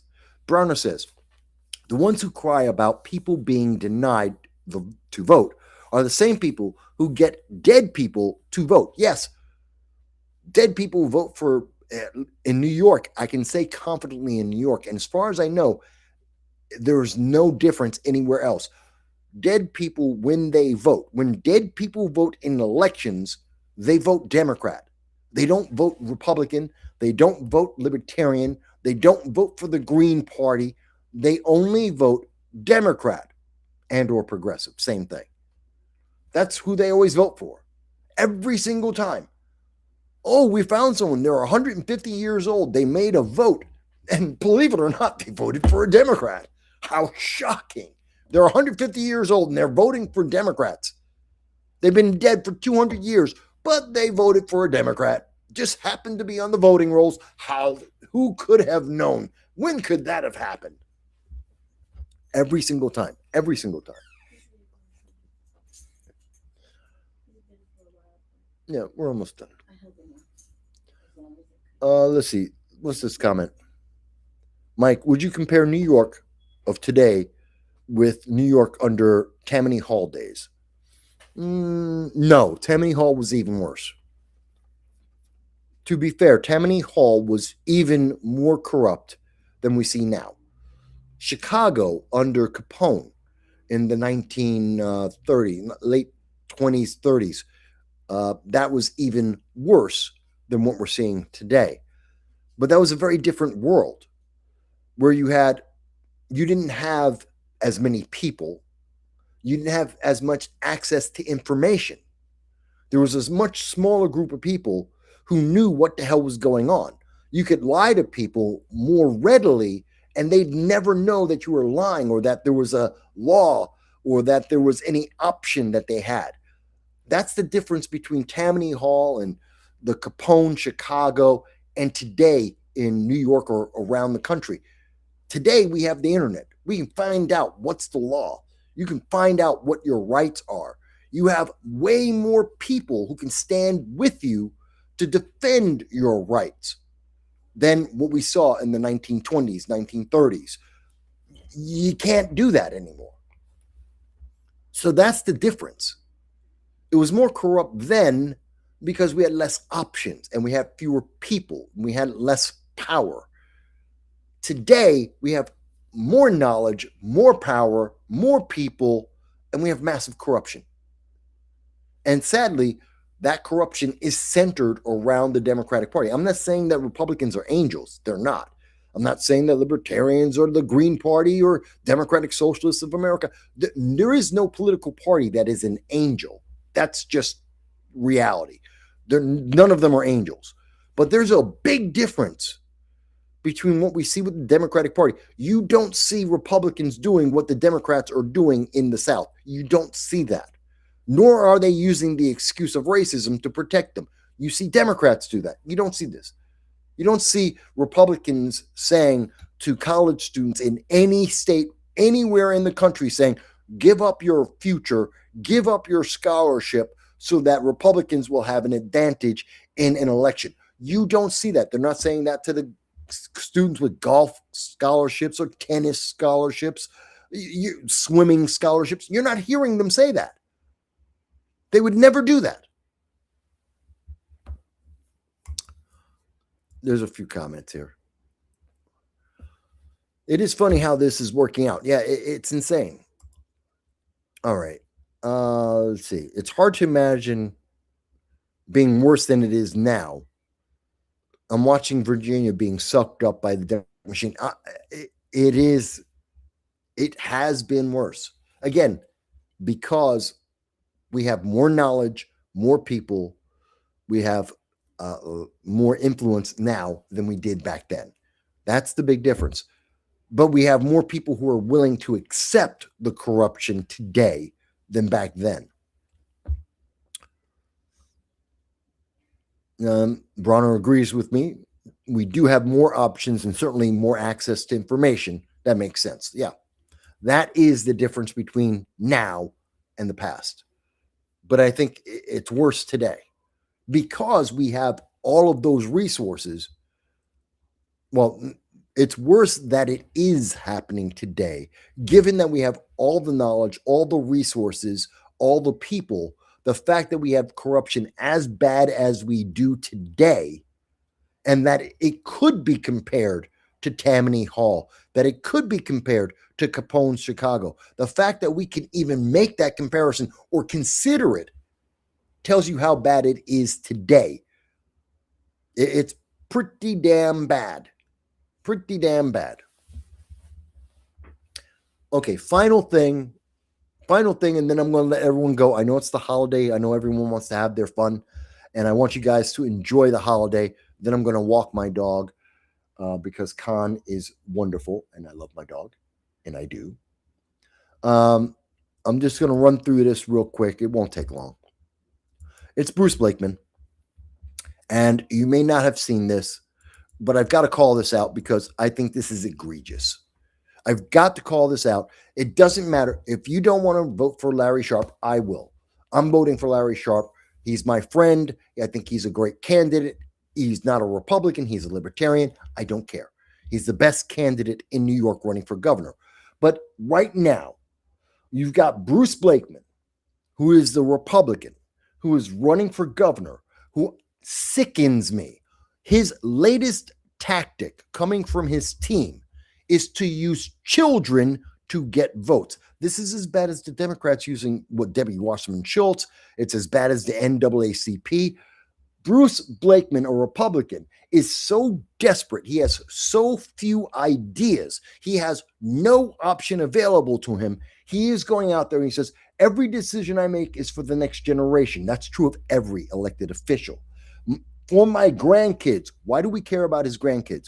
For your kids, for every family that deserves a safer, more affordable New York. Wait a minute. Why are you bringing up the kids? Why are you taking a picture with a kid that presumably is your grandkid? I don't know. I don't trust old white men with young children in their hands. I get flashbacks of Joe Biden sniffing kids' hair. I really do. But this scares me. Why are you so desperate, running for our kids, running for our future?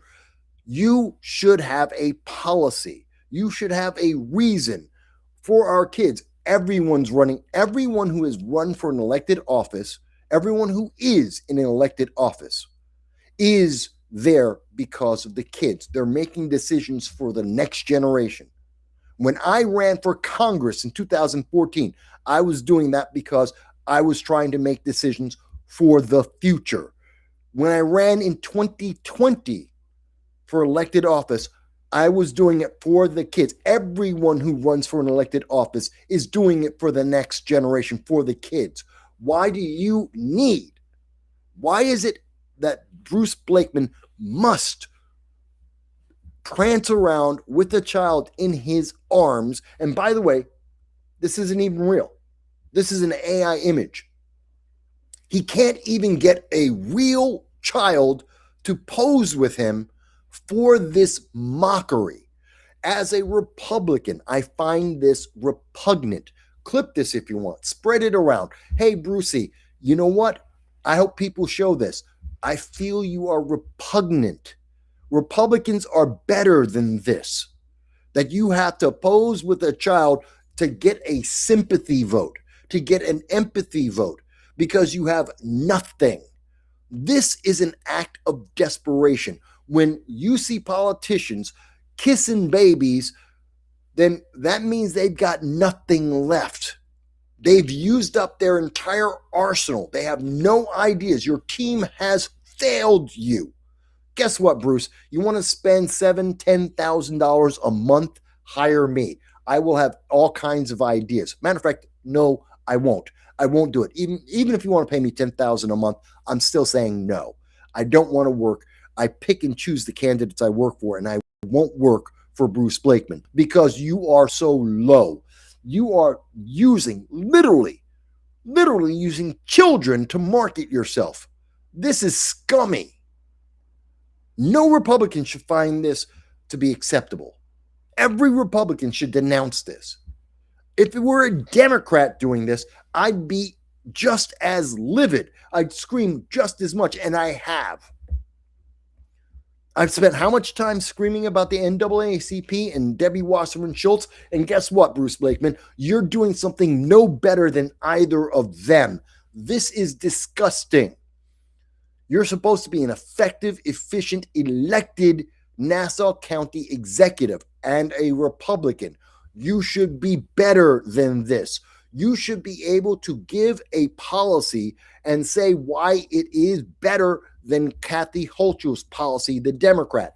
You should be able to list off multiple policies and define exactly how you are going to improve this state. And you don't need a kid there because it is understood that if you are able to save the parents money, then the kids will have a better life. If you are able to improve education, it is understood that kids would grow up smarter and have more opportunities. You don't need a kid right there holding on to you to make people go, oh, look at the kid. Isn't they cute? I guess I'll vote for Blakeman because the kid's so cute.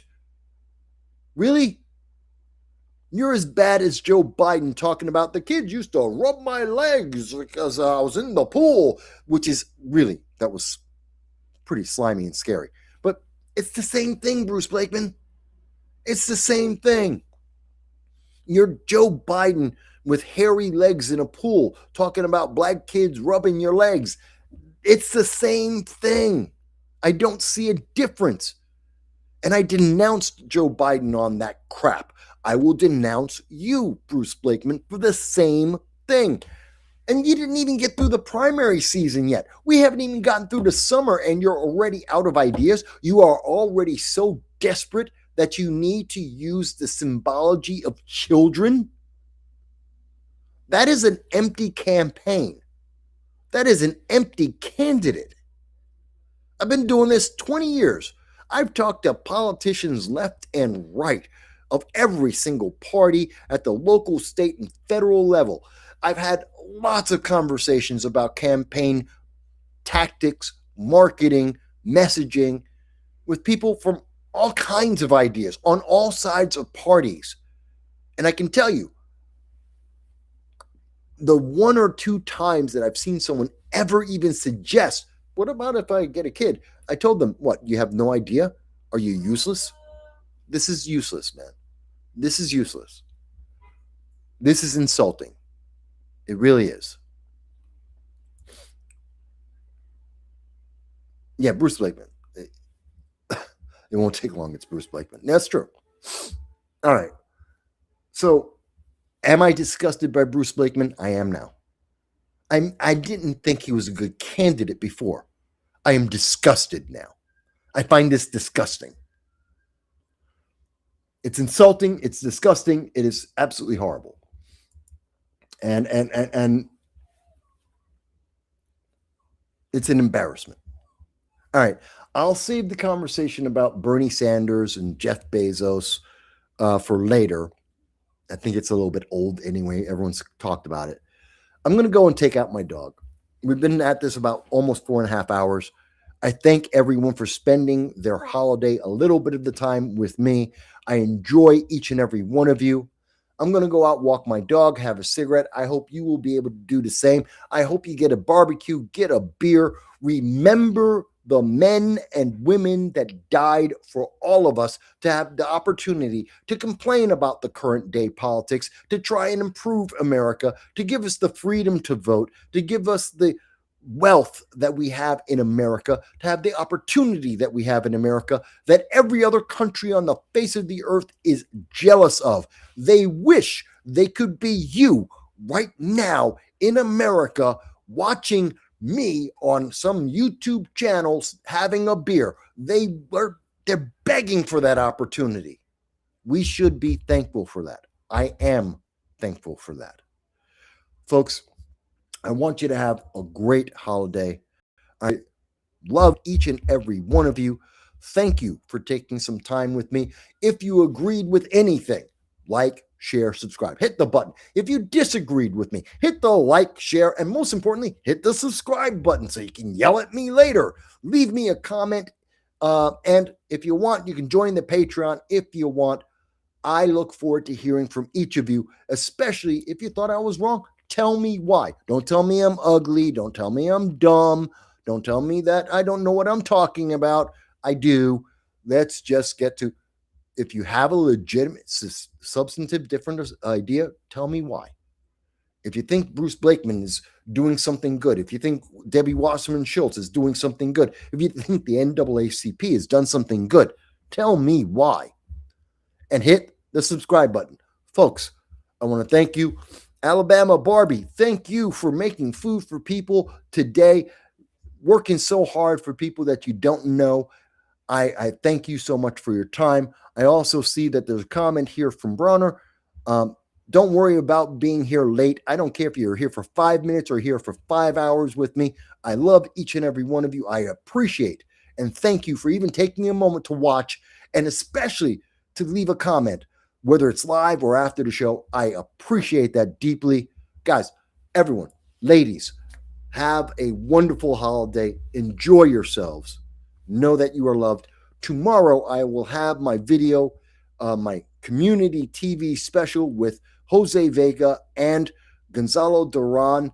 That will be going out live tomorrow. I may or may not be doing an evening show with the opinion guy and Joe Hanush but we'll find out about that a little bit later. Everyone, thank you. Enjoy. I'll see you again in some way tomorrow and the rest of the week.